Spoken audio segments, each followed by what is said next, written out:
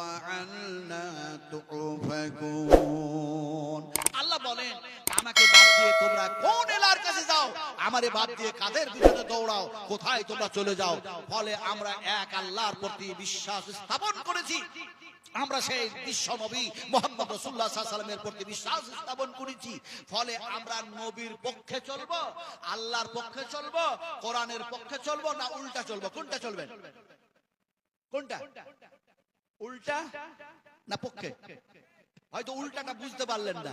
আচ্ছা উল্টা আপনারা তো বুঝেন, আমি বিহারি মানুষ বুঝি না, আপনারা বুঝেন না? বুঝেন না? আচ্ছা উল্টা কি জিনিস দেখি জবাব দিতে পারেন কিনা। উল্টা কি বলুন, কি উল্টা? হাই হাই হাই হাই, উল্টেই বুঝেন না মানুষ। উল্টার আরেকটা শব্দ হচ্ছে বিপরীত। বিপরীত কি আমি আপনাদেরকে বুঝাই। বিপরীতটা কি আর উল্টাটা কি? এই যে দেখছেন হাই রোড, এই হাই রোডে একটা গাড়ি 22 চাক্কা হোক আর 28 চাক্কা হোক, একটা লরিকে দাঁড় করায় দেয়, যে গাড়িটাকে উল্টায় দেয়। এবার উল্টানো বুঝাচ্ছি, উল্টা বুঝুন। এখন গাড়িটাকে উল্টা দিলাম, চাকাগুলিকে ওপর দিকে করে দিলাম, আর তার গাড়ির বডিটা নিচু দিকে করে দিলাম। পৃথিবীর যত ড্রাইভার আছে, পৃথিবীর সমস্ত ড্রাইভার গুলিকে একত্রিত করা হলো, আর বলা হলো তোমাদের যা যোগ্যতা আছে, তোমাদের যা এক্সপেরিয়েন্স আছে সব লাগায়া দাও। যে ড্রাইভারেরা এই উল্টা গাড়িটা একটু চালা দেয়, ও চালাতে পারবে? পারবে? বলুন পারবে? আল্লাহ সুবহানাহু তাআলা বলছেন শোনো, তোমরা যদি আমার নবীর উল্টা চলো, আমি আল্লাহর উল্টা চলো, তাওহীদের উল্টা চলো, রিসালাতের উল্টা চলো, কোরআনের উল্টা চলো, তাহলে সেই সমস্ত বেআমাল মানুষগুলিকে আমি আল্লাহ কিয়ামতের মাঠে উল্টায়া দিব। তার মানে তাদের মুখমণ্ডলটাকে নিচু দিকে করে দিব, পাটারে ওপর দিকে করে দিব, আর এমনি করে উল্টে দিয়ে তাদের যেন মুখমণ্ডলের উপরে ভর দিয়ে আমি তারাকে চালায়া দিব, হাঁটায়া দেব। আল্লাহু আকবার। আল্লাহ পাক বলছেন কোরআনের মধ্যে এক জায়গায় যেমন এমনি করে বলেন, আফামাইয়ামসি মুকিমান আলা ওয়াজহিহি আহাদা আম্মাইয়ামসি সাবিয়ান আলা সিরাতিম মুস্তাকিম। আরে মানুষকে আল্লাহ পাক এত সুন্দর করে বুঝায়, তারপরও আল্লাহর কথা বুঝতে চাই না। বিশ্বনবী মুহাম্মদ রাসূলুল্লাহ সাল্লাল্লাহু আলাইহি ওয়াসাল্লামের কথা বুঝতে চাই না। পৃথিবীর মানুষগুলো সব বুঝাই মাথা দিয়ে, এই জ্ঞান দিয়ে, এই গরিমা দিয়ে, এই বিবেক দিয়ে, এই বুদ্ধি দিয়ে, কিন্তু এত সুন্দর করে মানুষের কল্যাণের জন্য আল্লাহ পাক ওয়াজ করেন, নসিহত করেন, মানুষকে যেন উপদেশ দিয়ে থাকেন নবীদের মাধ্যম দিয়ে। অথচ এই মানুষ বুঝার পরেও বুঝতে চাই না, মানতে চায় না। আমরা কত বড় কপাল পুরা মানুষ, বিশ্বাস করুন আমার ভাইরা। কথা বলতেছিলাম আল্লাহর কথাগুলি এত ভালো। আচ্ছা আপনারা ভালো বুঝেন, একটু বলুন তো আল্লাহর কথা সবচেয়ে ভালো না শয়তানের কথা ভালো? একটু জোরে বলতে হবে। আমি বয়স্ক মানুষ তো। আচ্ছা যুবকদের দোয়া খুব বেশি তাড়াতাড়ি কবুল হয় নাকি? এই যুবকেরা দোয়া করলে তাড়াতাড়ি কবুল হয়ে যায়, আর বুড়ো মানুষেরা দোয়া করলে হয়তো দেরিতে কবুল হয় নাকি? না না না, যুবকেরা, যুবতী মেয়েরা, এমনি করে বৃদ্ধা, বৃদ্ধ যারা যখন দোয়া করে, দোয়া আল্লাহর দরবারে কবুল হওয়ার জন্য যা যা প্রসেস আছে, নিয়ম পদ্ধতি আছে, সেগুলি তো বয়ান করার আমার সময় নেই হাতে। তবে দেখা যায় একটা বুড়ো মানুষ দোয়া করতেছে, বৃদ্ধ মানুষ দোয়া করতেছে, আল্লাহ সুবহানাহু ওয়া তাআলা তার দোয়া কবুল করে নিলেন। জোরে বলুন সুবহানাল্লাহ। বুড়ো মানুষ, বৃদ্ধ মানুষ দোয়া করছেন, একেবারে বৃদ্ধ মানুষ তিনি দোয়া করছেন। সে বৃদ্ধ মানুষটা কিভাবে দোয়া করছেন? তিনি যা দোয়া করলেন সেই দোয়াগুলো আল্লাহ পাক কবুল করে নিলেন। আর বিশ্বনবী মুহাম্মদ রাসূলুল্লাহ সাল্লাল্লাহু আলাইহি ওয়াসাল্লামকে যেন জানায়া দিলেন, কোরআনের মধ্যে সেই বুড়ো মানুষের দোয়াটাকে কোট করে দেওয়া হয়েছে। বৃদ্ধ মানুষটা বলছেন, আলহামদুলিল্লাহিল্লাযী الذي وهب علي على القمار إسماعيل وإسحاق হযরত ইব্রাহিম আলাইহিস সালাতু সালাম বৃদ্ধ মানুষ বুড়ো মানুষ তিনি যেন আল্লাহর কাছে যা দোয়া করেছিলেন সে দোয়া কবুল হয়েছে। এখন খুশিতে আটখানা হয়ে আনন্দে আনন্দিত হয়ে হযরত ইব্রাহিম এক আল্লাহর প্রশংসা করছেন আর বলছেন আমি সেই আল্লাহর প্রশংসা করি যে আল্লাহ পাক আমার বৃদ্ধ বয়স এই অবস্থায় আমার দোয়া কবুল করে আমাকে ইসমাইল দান করলেন, হযরত ইসহাককে দান করলেন। তার জন্য সেই বৃদ্ধ মানুষ তিনি আনন্দের সঙ্গে বলছেন সেই আল্লাহর প্রশংসা করতেছি। আমি বললাম কি আমি একটা বুড়ো মানুষ আপনাদের সামনে কথা বলছি আর আপনারা অনেক তরুণ আছেন, ফলে একটু জোরে জবাব দিতে হবে। অনেক বৃদ্ধ মানুষও বসে আছেন আলহামদুলিল্লাহ, একটু জবাব দেন সবচেয়ে ভালো কথা কার দেখি বলতে পারেন কিনা? আর একটু জোরে বলতে হবে সবচেয়ে ভালো কথা আর সবচেয়ে খারাপ কথা কার? শয়তান। বুঝাবো কেমন করে? আপনাদেরকে বুঝাই এমনি করে।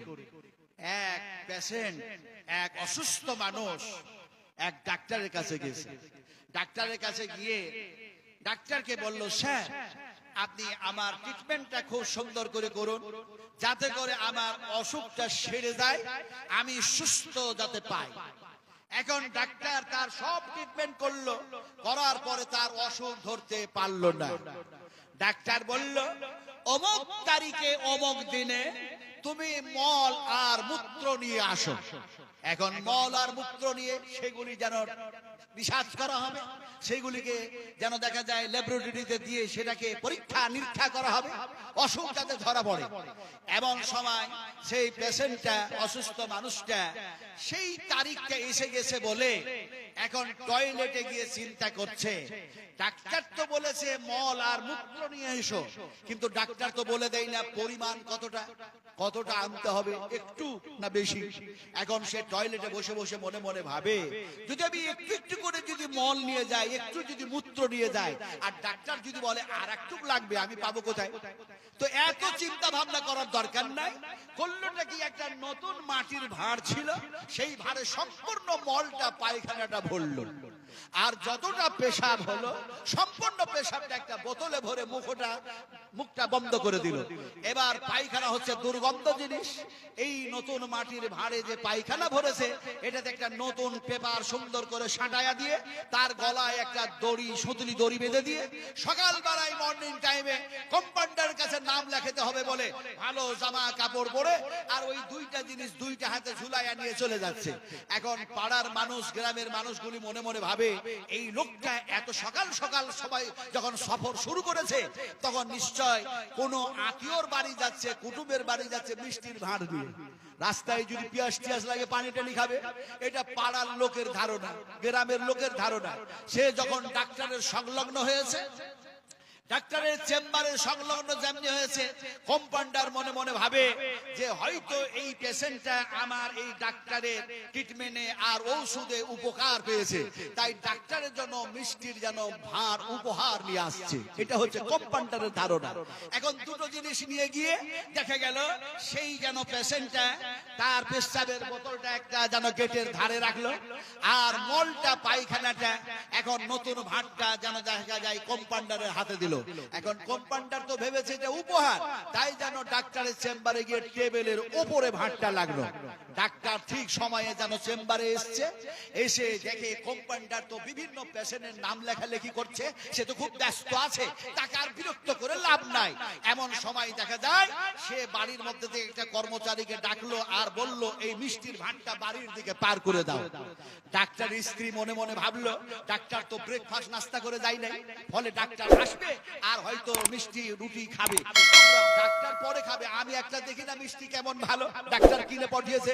এখন দেখা তো দরকার ছিল, দেখতে কি ডাইরেক্ট যেন হাতটা ভরেছে, যেমন হাত ভরা মিষ্টি উঠবে কি দেখা যায় পায়খানা উঠতেছে। ডাক্তার স্ত্রী চেম্বারে এসে বলছে, তুমি ডাক্তার না ফাক্তার? বলে কেন, কি হয়েছে? বলে সর্বনাশ হয়ে গেছে, তুমি মিষ্টির ভাঁড় পাঠিয়েছো না পায়খানার ভাঁড় পাঠিয়েছো? বিশ্বাস করুন আল্লাহ সুবহানাহু তাআলা যেন কোরআনুল কারীমের মধ্যে বলেন, ওয়ালা তাত্তাবিউ খুতুওয়াতিশ শাইতান ইন্নাহু লাকুম আদুউম মুবিন। শয়তান যেন তোমাদের প্রকাশ্য দুশমন, শয়তানের কথা তোমরা শোনো না, শয়তানের কথা মেনো না। আর এক্সাম্পলটা আমি দিলাম, ওই যেন এক্সাম্পলটা যেন আমি দিলাম এই জন্যই যে শয়তানের কথাগুলি পায়খানার চাইতো, পেশাবের চাইতো যেন নিকৃষ্ট দুর্গন্ধময়। ফলে শয়তান যাতে করে আমরাকে পদভ্রষ্ট না করতে পারে, এর জন্য আমাদেরকে কোরআনের হাফেজা তৈরি করতে হবে, কোরআনের হাফেজ তৈরি করতে হবে, আলেম তৈরি করতে হবে, আলেমা তৈরি করতে হবে, মুহাদ্দিস তৈরি করতে হবে, মুহাদ্দিসা তৈরি করতে হবে। কারণ আজকে সারা বিশ্ব জুড়ে যারা ইসলামের শত্রু তাদের নাম হচ্ছে ইহুদি। এই ইহুদিদের ব্যাপারে রাসূল কারীম সাল্লাল্লাহু আলাইহি ওয়াসাল্লাম বলেছেন ৭০,০০০ ইহুদি এরা যেন দাজ্জালে পরিণত হবে। আর এরা যেন মুসলমানদের ঈমান নষ্ট করার জন্য তারা যেন বিভিন্ন সময় অত্যন্ত সুচতুরতার সঙ্গে তারা নানা কিছু জিনিস আবিষ্কার করবে, যাতে করে আমাদের ঈমানটা কোরআনের উপরে না থাকে, আমাদের ঈমানটা এক আল্লাহর প্রতি যাতে না থাকে। এর জন্য সেই সমস্ত ইহুদিরা এরকম ভাবে জিনিস আবিষ্কার করবে। আপনাকে বুঝাবো কি করে? এই যে দেখছেন এখনকার যুগ হচ্ছে আধুনিক যুগ, যান্ত্রিক সভ্যতার যুগ, সায়েন্সের যুগ, বৈজ্ঞানিকের যুগ, কম্পিউটারের যুগ, এমনি করে মোবাইলের যুগ। এখন যেন বলতে শিখেছে মানুষ যে মোবাইলে সব আছে, সব পাওয়া যায়। বলছে না? বলছে না? একটু দয়া করে জবাব দেন। বলছে না? বলছে না? বলছে মোবাইলে সব আছে, সব পাওয়া যায়। এটা হচ্ছে ইহুদি মার্কা কথা। ইহুদিরা ঈমান নষ্ট করার জন্য এটা আপনাদেরকে শিখায় দিল, বলে এই মোবাইলে সব আছে, সব পাওয়া যায়। মোবাইলে এমন কোন অপশন নেই যেটা পাওয়া যায় না। বলুন নাউজুবিল্লাহ। मैं तो चैलेंज करता हूं, मैं नज़्म आलम चैलेंज करता हूं, मैं नज़्म आलम चैलेंज करता हूं। ওই বৈজ্ঞানিক গুলিকে, ওই সমস্ত আবিষ্কারক যারা আবিষ্কার করেছে এগুলিকে, তারাকে চ্যালেঞ্জ করছি, তোমাদের এই যন্ত্রে যদি এমনি করে সব পাওয়া যায়, তাহলে পারে এই মোবাইলের সাহায্যে, এই যন্ত্রের সাহায্যে আমি এক্ষুনি দেখতে চাই কিয়ামতের মাঠে, হাসরের ময়দানে আল্লাহ সুবহানাহু তাআলা আমার ডান হাতে আমলনামা দিবেন না বাম হাতে আমলনামা দিবেন। মোবাইলের মাধ্যমে আমি এখনই দেখতে চাই। দেখাতে পারবে মোবাইল? এই মিয়া দেখাতে পারবে? আমল বুঝেন না? বুঝেন না? ফামান ইয়ামাল মিসকাল যাররাতিল খায়রান ইয়ারা ওয়া মান ইয়ামাল মিসকাল যাররাতিল শাররান ইয়ারা। আমল এখন দেখা যায় বিশ্ব নবী মুহাম্মদ সাল্লাল্লাহু আলাইহি ওয়াসাল্লাম বলেছেন কিয়ামতের মাঠে আমার জানা আসবে যারা নেককার হবে, সালেহীন হবে, পরহেজগার হবে, দিনদার হবে, আল্লাহওয়ালা হবে, আল্লাহর পথে দান ও খায়রাতকারী হবে। এই সমস্ত সেই সমস্ত নেককার সালেহীন সালেহাদের, সেই সমস্ত মুমিন মুমিনাদের সামন ধার থেকে যেন আমলনামা আসবে আর ডান হাতে দিয়ে দেওয়া হবে। আর যারা হবে পাপাচার, যারা হবে পাপিষ্টি, যারা হবে গুনাহগার, যারা হবে কোরআনের শত্রু, যারা আলেমদের শত্রু, যারা হাফেজদের শত্রু, যারা এমনি করে দেখা যায় নবীর শত্রু, এই সমস্ত পাপাচারদের দেখা যায় আমলনামা আসবে পিছন ধার থেকে যেন বাম হাতে। আল্লাহ সুবহানাহু তাআলা নবী যেন এই কথা বললেন। আর আমলনামা পাওয়ার সঙ্গে সঙ্গে দেওয়ার সাথে সাথে তারাকে বলা হবে ইকরা কিতাবাকা, পড়ো পড়ো, পড়ে দেখো। দেখবে আমরা তো সেই দিন এই অন্যায়গুলি করেছিলাম, সেই দিন এই ভালো কাজগুলি করেছিলাম, কথা বলতেছিলাম যে এমনি করে যদি মোবাইলে দেখাতে না পারে যে ডান হাতে আমলনামা না বাম হাতে।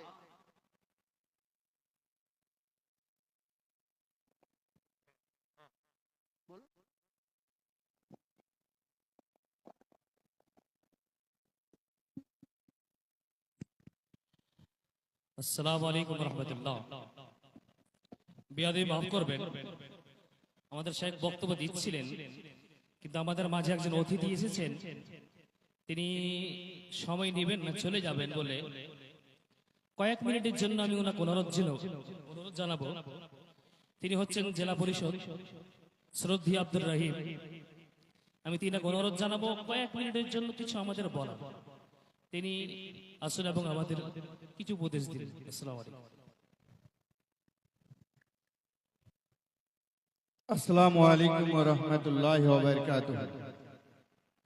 মঞ্চে আজকের জালসার যোগ্যতম সভাপতি ওলামায়ে দ্বীন, আমাদের শ্রদ্ধেয় সম্মানীয় অতিথি বক্তাগণ, সামনে বসে থাকা ইসলাম দরদি, বয়োজ্যেষ্ঠ বয়োকনিষ্ঠ সম্মানীয় শ্রদ্ধেয় ব্যক্তিবর্গ, পর্দার আড়ালে বসে থাকা আমার সুশিক্ষিতা অবলা সরলা মা ও বোনেরা, জালসা আয়োজিত কমিটি সকলকেই উত্তর দিনাজপুর জেলা পরিষদের পক্ষ থেকে আন্তরিক অভিনন্দন, সালাম, শুভেচ্ছা জানিয়ে সংক্ষিপ্তভাবে 2 মিনিটের জন্য দুটো কথা বলে আমি আমার কথা শেষ করব ইনশাআল্লাহ।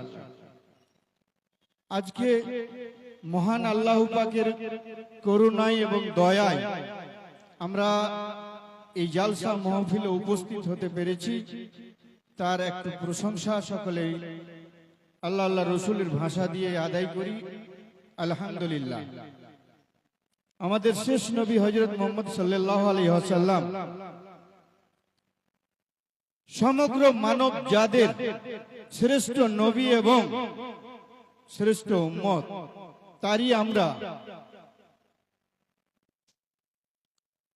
পয়গম্বর হিসেবে আজকের ডেটে আমরা উলামায়ে দ্বীন হাদিস কোরআন থেকে যা আমাদের বলবেন তাদের বাইরে 1 ইঞ্চি আমরা আমাদের জ্ঞান বিজ্ঞান চালাতে পারবো না। তাই আমি মনে করি এই দ্বীনি শিক্ষাকে টিকিয়ে রাখার দায়িত্ব কিন্তু আমাদেরকেই নিতে হবে। যারা ইসলাম শব্দটাকে বিশ্বাস করি, যারা নিজেকে পরিচয় দিই যে আমরা মুসলিম, তাদের দায়িত্ব নিতে হবে যে এই দ্বীনি শিক্ষা প্রতিষ্ঠান, এই প্রতিষ্ঠানকে টিকিয়ে রাখার জন্য আমি আপনাদের কাছে অনুরোধ রাখবো যে মুক্ত হস্তে নিজের সামর্থ্য অনুযায়ী অবশ্যই দান করবেন। আর আমি আপনাদের জালসায় আমাদের করণদিঘির বিধায়ক মাননীয় গৌতম পালের প্রতিনিধিত্ব হিসেবে এসেছি। আমাদের বিধায়ক সাহেব বাড়িতে নেই, উনি কলকাতা চলে গেলেন, যার জন্য ওনার পক্ষ থেকে যে অ্যামাউন্টটা পাঠিয়েছেন আপনাদের মাদ্রাসার উদ্দেশ্যে, সেই অ্যামাউন্টটা কমিটিকে দিয়ে আমি আপনাদের কাছ থেকে বিদায় নেব। সকলেই ভালো থাকুন, সুস্থ থাকুন। আসসালামু আলাইকুম ওয়া রাহমাতুল্লাহি ওয়া বারাকাতুহু।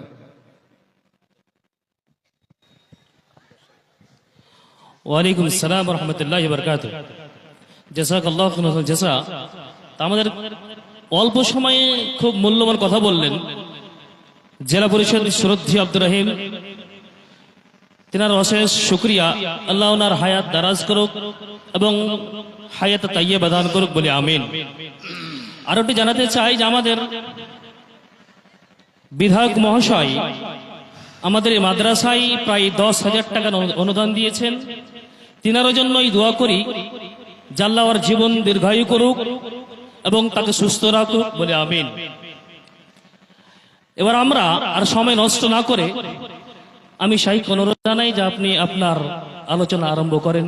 আসসালামু আলাইকুম।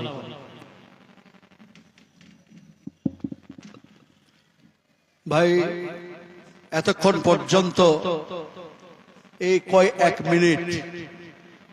এক মিনিট যে কথাগুলি উনি বললেন আর মাদ্রাসায় দিলেন, কি দিলেন বলুন, একটু জোরে বলুন, কি দিলেন?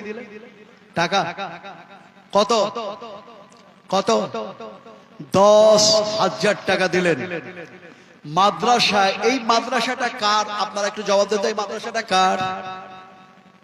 আপনারা কি বাংলার মানুষ না আপনারা বাংলাদেশের মানুষ? কথা বলেন না, ভয়টয় পাচ্ছেন নাকি? ভয়টয় পাচ্ছেন? একটু জোরে বলুন, এই মাদ্রাসাটা কার? আল্লাহ। আরে মুশকিল পড়াই। এই মাদ্রাসাটা হচ্ছে বিশ্বনবী মুহাম্মদ রাসূলুল্লাহ সাল্লাল্লাহু আলাইহি সাল্লামের ফ্যাক্টরি। আমি মুহাম্মদ সাল্লাল্লাহু আলাইহি সাল্লামের মাদ্রাসা দেখলাম, এইবারই দেখে আসলাম। রসুলের মাদ্রাসা যে জায়গাতে রসুল করিম সাল্লাল্লাহু আলাইহি ওয়াসাল্লাম সাহাবায়ে কেরামদেরকে শিক্ষা দিতেন, যে জায়গায় সাহাবা আসহাবে সুফারা বসে বসে সেই কোরআন তেলাওয়াত করত, সেগুলি জায়গায় দেখে আসলাম। এই কথাগুলি বলতে গিয়ে আমি সময় নষ্ট করতে চাই না। তবে এই শিক্ষার ব্যাপারে এই যে মাদ্রাসা দেখতেছেন, বিশ্বনবী মুহাম্মদ রাসূলুল্লাহ সাল্লাল্লাহু আলাইহি ওয়াসাল্লামের মাদ্রাসা, এই মাদ্রাসাতে লেখাপড়া যেগুলো করানো হয় সেগুলি আল্লাহ এবং আল্লাহর রাসূলের, আর কথাগুলি সবচেয়ে উত্তম, সবচেয়ে ভালো, সর্বশ্রেষ্ঠ কথা হচ্ছে এক আল্লাহ, সর্বশ্রেষ্ঠ কথা হচ্ছে, সবচেয়ে বেস্ট আর বেটার কথা হচ্ছে বিশ্বনবী মুহাম্মদ রাসূলুল্লাহ সাল্লাল্লাহু আলাইহি সাল্লামের। আমি বলছি না, আপনি বলছেন না, নবী নিজেই বলছেন, فإن خير الحديث كتاب الله وخير الهدي هدي محمد صلى الله عليه وسلم। বিশ্বনবী বলেন, আমার আল্লাহর চাইতে, আমি মুহাম্মদ সাল্লাল্লাহু আলাইহি সাল্লামের চাইতে তার ভালো কথা কাউরে হয় না। এখন দেখা যায় এই ভালো কথাগুলি, ভালো আলোচনাগুলি যাতে করে মানুষের কাছে না পৌঁছায়, এর জন্য সারা বিশ্ব জুড়ে সমস্ত শত্রুরা একদিকে হয়েছে, আর মুসলমানেরা নিজেদের মধ্যে যেন মারামারি শুরু করেছে। আল্লাহ নিষেধ করছেন। আল্লাহ রাব্বুল আলামিন বলেন, শোনো, আল্লাহ পাক বলেন, শোনো মুমিনেরা, শোনো মুসলমানেরা, ওয়ালা তানাজাউ, তার আগে শব্দ এসেছে কোরআনের মধ্যে, ওয়া আতিউল্লাহ ওয়ার রাসূলা ওয়ালা তানাজাউ ফাতাসআলু। আল্লাহ পাক যেন বলেন, তোমরা নিজেদের মধ্যে ঝগড়া করো না।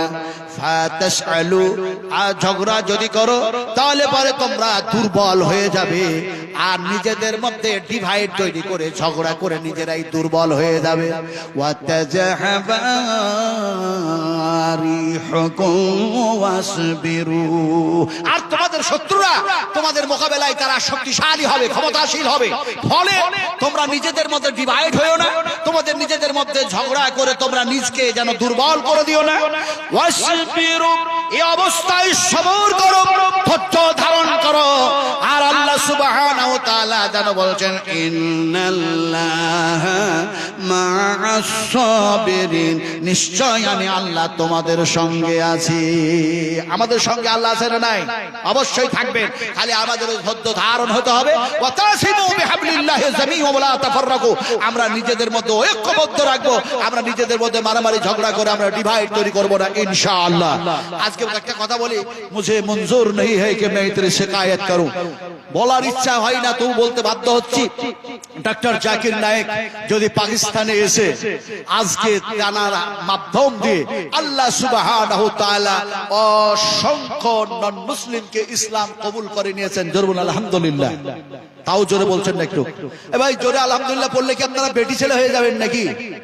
এই বেটি ছেলে হয়ে যাবে? আচ্ছা, মাগরিবের ফরজ নামাজ যদি শুরু হয়, তাহলে মেয়েরা নামাজ শুরু করেছে, ওরা আস্তে আলহামদুলিল্লাহ পড়বে না জোরে? এটা কথা বলুন, আস্তে না জোরে? আস্তে। আর বেটা ছেলেরাও মাগরিবের ফরজ নামাজ শুরু করেছে, ইমাম সাহেব, ও আস্তে আলহামদুলিল্লাহ পড়বে না জোরে পড়বে? ফরজ নামাজটা জোরে পড়বে না আস্তে পড়বে?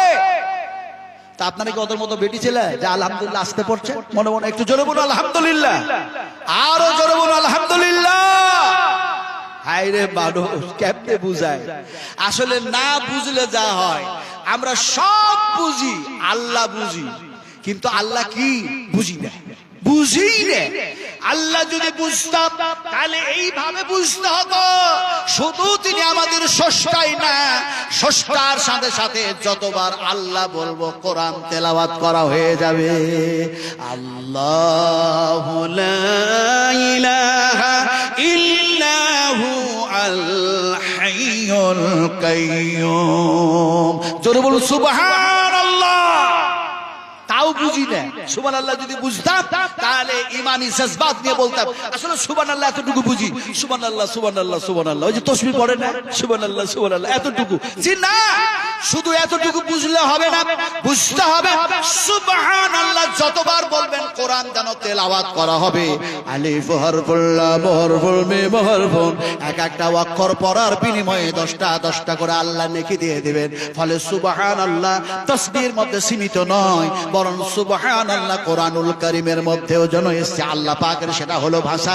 যেমন কোরআনের এক জায়গায় বলা হয় সুবহানাল্লাযী আসরা বিআবদিহি লাইলাম মিনাল মাসজিদিল হারাম, বাইতুল্লাহ কাবা, আল্লাহর কসম দিয়ে বলি সে সময় নিজের চোখ দিয়ে দেখতেছিলাম, দেখতে থাকবেন ওখানে যাওয়ার পর। বিশ্বাস করুন, আমি যে সেন্স নিয়ে, যে ঈমান নিয়ে, যে আকীদা নিয়ে, যে ধ্যান আর ধারণা নিয়ে তপ করতেছিলাম, আমি তো এই জুলাই মাসের 4 তারিখে ব্যাক করেছি, আল্লাহ পাক আমায় নিয়ে এসেছেন। তো সেই সময় তপ করার সময় পৃথিবীর কোন জিনিস আমার মনে ছিল না। আল্লাহর কসম কি বলি, কোন ঘর বাড়ি জমি জায়গা কতক্ষণে যাব লজে ইত্যাদি কিছু মনে নাই, শুধু কান্না আর কান্না। এমনি করে মুলতাজামে হাত দুটি যখন রাখলাম তখন আরো কিছু মনে নাই। স্ত্রী সঙ্গে আছেন, আমার যেন বগলের মধ্যে হাত ধরে আছে, আমার ঘাটটা ধরে, তবু মনে নাই। এরকম অবস্থা হয়ে গেছে, আল্লাহর ভয়ে ভীত হয়ে দেখা যায় দুনিয়ার কোনো খেয়াল হয়ে নাই। যেমনে মাকামে ইব্রাহিমে 2 রাকাত নামাজ পড়লেন, আর আপনি ওখান থেকে যেমনে বাইর হবেন, আর সাফা মারওয়া যেমনে করলেন, বাইরে আসলেন, এই বাস কোন দিকে এসেছি, কোন গেটে বাইরে, সঙ্গে সঙ্গে দুনিয়ার সব খেয়াল চলে আসে। সেই হলো কাবা। এখন সেই কাবার মালিকের নাম হচ্ছে আল্লাহ। আল্লাহ পাক বান্দাদেরকে শেখাচ্ছেন যে আমি আল্লাহ হচ্ছি পাক, আমি পবিত্র, আমরা তার পবিত্রতা বয়ান করতেছি। সুবহানাল্লাহ, সুবহানা রাব্বিয়াল আলা, সুবহানা রাব্বিয়াল আযীম। পবিত্রতা বয়ান করছে আল্লাহ তোমার, আর আমি তোমার গোলাম, সিজদায় পড়ে গেছি। সুবহানাকাল্লাহুম্মা রাব্বানা ওয়া বিহামদিকা আল্লাহুম্মা ইগফিরলি। আমি তোমার গোলাম, আমি পাপী, আমি গুনাহগার, আমি পাপাচার, আর তুমি পবিত্র, তুমি আমাকে গুনাহ থেকে পাক করো। বিশ্বনবী বলেছেন, যখন তোমরা সিজদায় পড়ে গিয়ে এইভাবে যখন ক্রন্দন করো আর এই সেন্সে যখন আল্লাহর পবিত্রতা বয়ান করো, চোখের পানি নাকের ডগায় আসে না। আল্লাহ যেন তোমার চোখের পানি কবুল করে নিয়ে তোমার গুনাহগুলিকে মাফ করেন। আর আল্লাহ ঘোষণা করেন ইন্নাল্লাহা গফুরুর রহিম। আবার ভাইরা, কথা বলতেছিলাম যে সবচেয়ে উত্তম কথা হচ্ছে আল্লাহ এবং আল্লাহ রাসূলের, আর সেই কথাগুলি লেখা আছে কোরআনে। কোরআন হচ্ছে 30 পারা। কোরআন কত পারা ভাই? কোরআন কত পারা? 30 পারা। এই কোরআনের মধ্যে যত কথা আছে এই কথাগুলি বয়ান করেছেন হাদা হাদা হাদা বায়ানুল লিন্নাস। আল্লাহ পাক বলছেন এই কিতাবের মধ্যে আমি যা আলোচনা করলাম তা বিশ্ব মানবের কল্যাণের জন্য। জোরে বলুন সুবহানাল্লাহ। আমার ভাইরা, এই শিক্ষার ব্যাপারে একটা ঘটনা মনে পড়ে গেল। একদিন ইমাম শাফিঈ রাহমাতুল্লাহ আলাইহি, ইমাম শাফিঈ রাহমাতুল্লাহ আলাইহি একেবারে কচি বয়স, খুব একটা অনেক বয়স না, 40-50 বছর এরকম না। তিনার যেন দেখা যায় সে সময় হাদিস সংগ্রহ করবে এরকম যেন অবস্থা। হযরত ইমাম শাফিঈ রাহমাতুল্লাহ আলাইহি তিনি যেতে চান মদিনায়ে মুনাওয়ারায়। আল্লাহু আকবার। মদিনায়ে মুনাওয়ারায় ওখানে যাবেন হাদিস শিখার জন্য। এখন দেখা যায় ইমাম শাফিঈ রাহমাতুল্লাহ আলাইহি হাদিস সংগ্রহ করার জন্য, হাদিস শিক্ষা করার জন্য মদিনায় যাবেন। বিশ্ব নবী মুহাম্মদুর রাসূলুল্লাহ সাল্লাল্লাহু আলাইহি ওয়াসাল্লাম আজও যেন শুয়ে আছেন রিয়াজুল জান্নাতের মধ্যে। রিয়াজুল জান্নাতের মধ্যে আল্লাহর হাবিব বলেছেন, বুখারী শরীফের হাদিস, বিশ্ব নবী বলেন আমার মিহরাব থেকে আমার মিম্বার পর্যন্ত এটা হচ্ছে রিয়াজুল জান্নাহ। বিশ্বাস করুন, রিয়াজুল জান্নাতের মধ্যে ঢোকার তো সব সময় সুযোগ পাবেন না। এখন লটারি যেন হয়ে গিয়েছে, সব সময় চাইলে পাবেন না। জান্নাতুল বাকিয়া থেকে যেন হাওয়া আসছে। আপনি যখন দেখা যায় মসজিদে নববিয়ার 364, 365, 366, 367 গেট গুলি দিয়ে বাইর হবেন, রোডটা ক্রস করবেন, জান্নাতুল বাকিয়া দেখা দেবে। এমনি করে দেখা যায়, এমনি করে 316 নম্বর গেট, আর যত গেট আছে সেই গেটগুলি দিয়ে ঢুকবেন মসজিদে নববিয়ার, যেন প্রাঙ্গণ পেয়ে যাবেন। অত লম্বা কথা বলবো না। এখন দেখা যায় ইমাম শাফি রাহমাতুল্লাহ আলাইহি মসজিদে মদিনাতে যাবেন, মসজিদে নববিয়াতে যাবেন। এমন সময় যেতে গিয়ে তিনি ব্যতিব্যস্ত, আর সেই মুহূর্তে দেখা যায় এমন একজন মানুষ তার দিকে লক্ষ্য করলেন। এই যুবকটা, এই ছোট্ট বাচ্চাটা যেন কি যেন করে, দেখি তো জিজ্ঞেস করে, তুমি কোথায় যাবে, এত ব্যতিব্যস্ত কেন? এমন সময় তিনি বললেন, আমি হাদিস সংগ্রহ করার জন্য আমি মদিনায় যাওয়ার ইচ্ছা করেছি। তার যেন মুখগুলি শুকায় আছে, খাবার খেতে পেয়েছি কি পাই নাই। এমন সময় সেই ব্যক্তি বলল, আসো কিছু খাবার দিই, খাবার খেয়ে নাও। আরে কেউ যদি টাটকা সাহাবী দেখতে চান, আল্লাহর কসম খেয়ে বলি, কসম খেয়ে বলি, তাহলে আপনি হজ করতে যান। জিলহজ মাসে আপনি যান, দেখবেন যেন টাটকা সাহাবী দেখতে পাবেন। কেমন করে? ওই যে সাহাবীরা একটি খেজুর খাওয়ার পর দেখা যায় আর খাবার নাই, অন্য একটি যেন সাহাবীর কাছে খাবার আছে, সেটা নিজের জন্য রেখেছে। অন্য সাহাবীর প্রাণ বাঁচাবার জন্য নিজের খাবারটা সেই সাহাবী অন্য সাহাবীকে দিয়েছেন। হজ করতে গিয়ে দেখা গেল যেন সেই সময় যেন আরাফা, আরাফা টু যেন মুজদালিফা, মুজদালিফা টু জামরা, এই অবস্থাখানে এই 3টা দিন এমন অবস্থা হয়ে যায়, খাবারের ক্রাইসিস হয়ে যায়, পানির ক্রাইসিস হয়ে যায়। 54 যেন ডিগ্রি তাপমানের মধ্যে যেন 30 কিলোমিটার রাস্তা চলতে হয়। একটি যেন হাই সাহেব আমাকে বলছেন, সাহেব আমাকে চিনতেছেন, আমি বাংলার মানুষ। আমি বললাম, বাড়ি কোথায়? উনি বললেন, আমার বাড়ি বাংলা মুর্শিদাবাদ। আমি ভরতপুর হাই স্কুলের আমি একজন মাস্টার। আমার নাম হচ্ছে রফিকুল ইসলাম, আমার আব্বার নাম হচ্ছে হাজী আক্তার। তো আমি বললাম, আপনাকে আমি ঠিক চিনছি না, তবে হয়তো কোনো সময় দেখা হয়েছে। উনি বলছেন, আমি এত ক্ষুধার্ত, এত ক্ষুধার্ত, এত ক্ষুধার্ত, আবার খাবারের খুব দরকার পড়েছে, কিছু নাই। আমি বললাম, আমার কাছেও কিছু নাই। অন্য একজন হাজী বলছেন, যা ছিল খেয়ে শেষ। সামনে একটা যেন বরফের একটা কার্টন এসে নামলো পুলিশদের সাহায্যে, এত বড় বড় বরফের পাথর কার্টন এনে নামলো, হয় মাথায় দিবে, হয় গায়ে দিবে, দিচ্ছে এরকম, আমরাও দিচ্ছি। তো সেই পাথরগুলি সামনে দেখে, ওয়াল্লাহি ওয়াল্লাহি ওয়াল্লাহি, মিথ্যা কথা বলছি না, ইয়াকু কাযিবান ফালাইহি কাযিবুহু ওয়া ইয়াকু সাদিকাই ইউসিবুকুম বাদুল্লাতি ইয়ারিদুকুম ইন্নাল্লাহা লা ইয়াহদি মান হুয়া মুশরিকুন কাযাব। আল্লাহ পাক বলেন, যারা মিথ্যা কথা বলে, সীমা লঙ্ঘন করে, আমি আল্লাহ তাআলাকে হেদায়েত করি না। সেই মাস্টার, সেই হাজী সাহেব সেই পাথরের কার্টনটা সামনে পেয়ে বরফের পাথরগুলি 2 হাত দিয়ে নিচ্ছে আর মুখের মধ্যে ভরছে, আর বলছে, এটা সর্বশ্রেষ্ঠ নিয়ামত আজকে আমার কাছে খাবারের। তোর বল সুবহানাল্লাহ। ওই যে শুনেছেন না, সাহাবীরা পাথর চেটে চেটে খেয়েছে, ওই উটের ভুঁড়ি থেকে যেন দেখা যায় সেই ল্যাটারিগুলি যেন চিপে চিপে রস করে সেই পানিগুলি পান করেছে।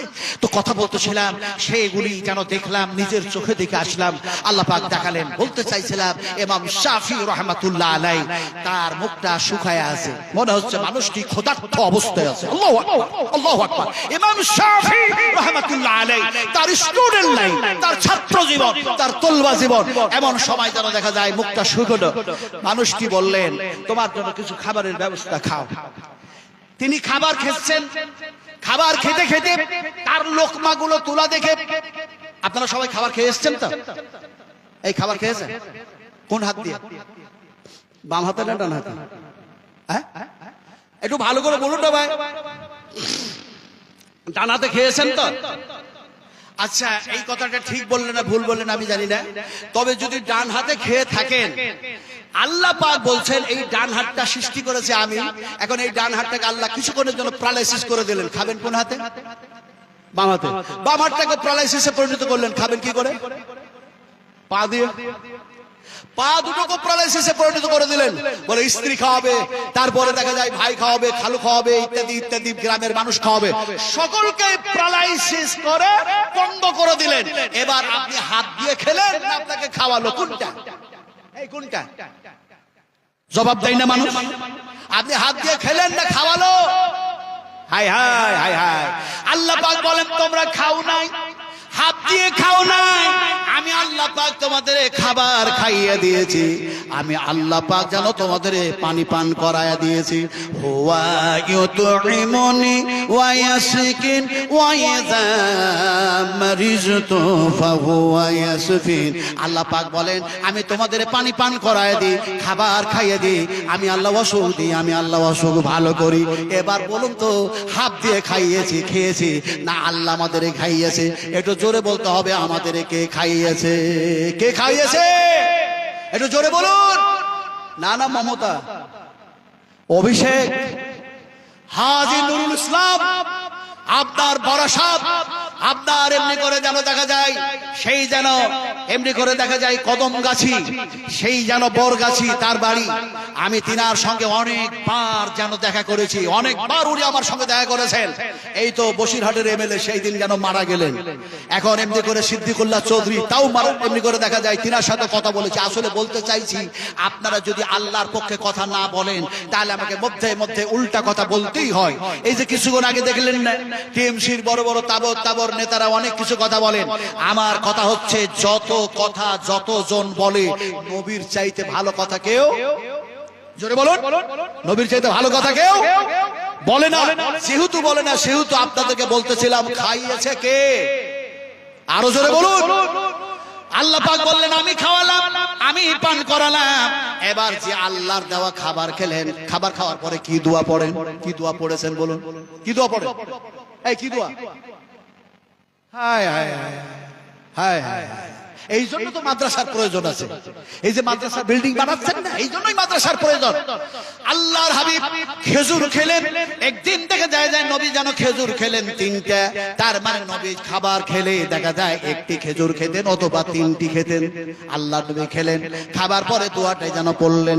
দোয়াটি যেন শুধু নবী পড়লেন না, সঙ্গে সঙ্গে যেন দেখা যায় ইমাম বুখারী রাহমাতুল্লাহ আলাইহি সেই দোয়াটা যেন বুখারী শরীফের মধ্যে কোট করে দিয়েছেন।